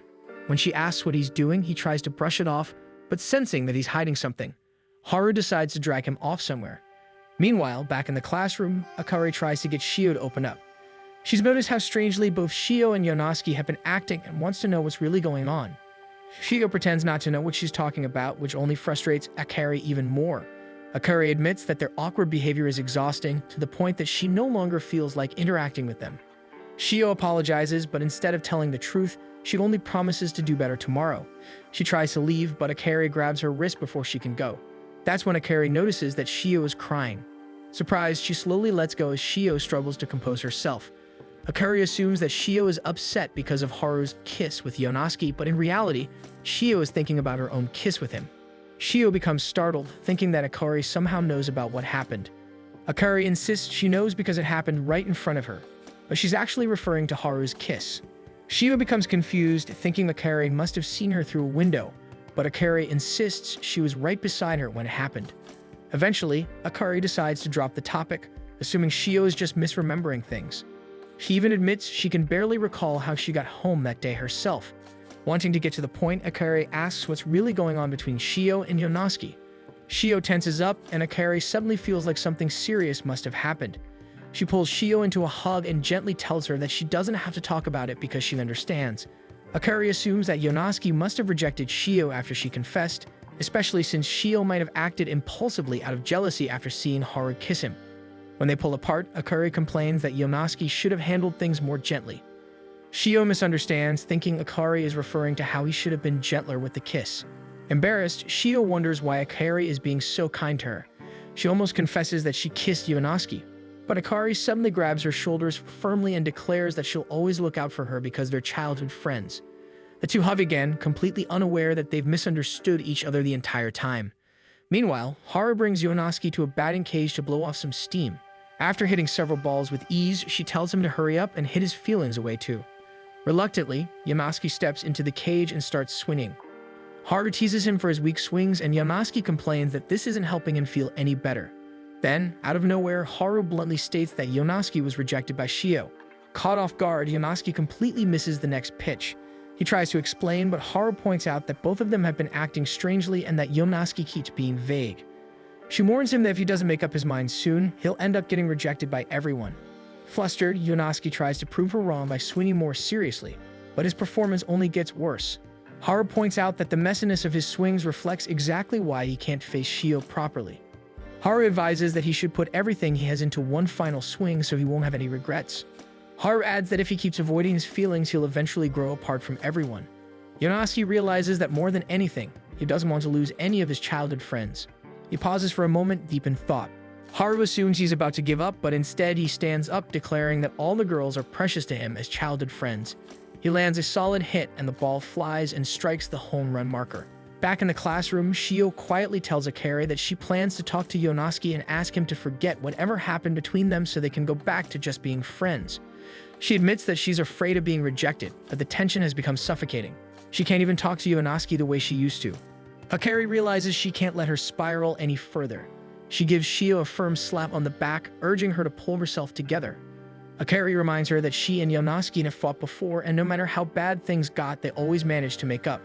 She confidently declares that the bond they've built since childhood can't be broken that easily. Shio takes in her words, and slowly her confidence begins to return. She takes a few gulps of her drink, regains her energy, and her usual cheerful self resurfaces. With renewed determination, she tells Akari that she won't let a single kiss ruin their friendship. Akari is about to agree until it suddenly sinks in that Shio just admitted she kissed Yonosuke. By the time she fully processes it, Shio is already at the door, thanking her for giving her the courage to finally confess. Left alone, Akari can't help but feel frustrated over what she just learned. Meanwhile, Haru and Yonosuke are about to leave the batting cages. Yonosuke thanks her for helping him realize that his indecisiveness has been affecting everyone. He promises that he'll properly talk to Shio soon, which makes Haru smile. Suddenly, Yonosuke runs over to a Gashapon machine and buys a capsule toy. When it comes out, he hands it to Haru as a thank you. Haru opens it and finds a rare figure. Haru suddenly remembers that the toy is from an old series she used to collect. She's surprised that he remembers, but Yonosuke simply says he always remembers what she likes because she's also an important childhood friend. Haru feels a sudden warmth in her chest but quickly turns away to hide her embarrassment, telling him he should be saying that to Shio instead. Right on cue, Yonosuke receives a call from Shio. She's running through the halls as she talks to him, telling him she needs to speak with him. She manages to say she's still at school, but suddenly the call cuts off after a loud crashing sound. Yonosuke immediately grows worried. Without hesitation, he decides to go to her. Haru tosses him her helmet so he can use her bike, and as he rides off, she quietly wishes him luck.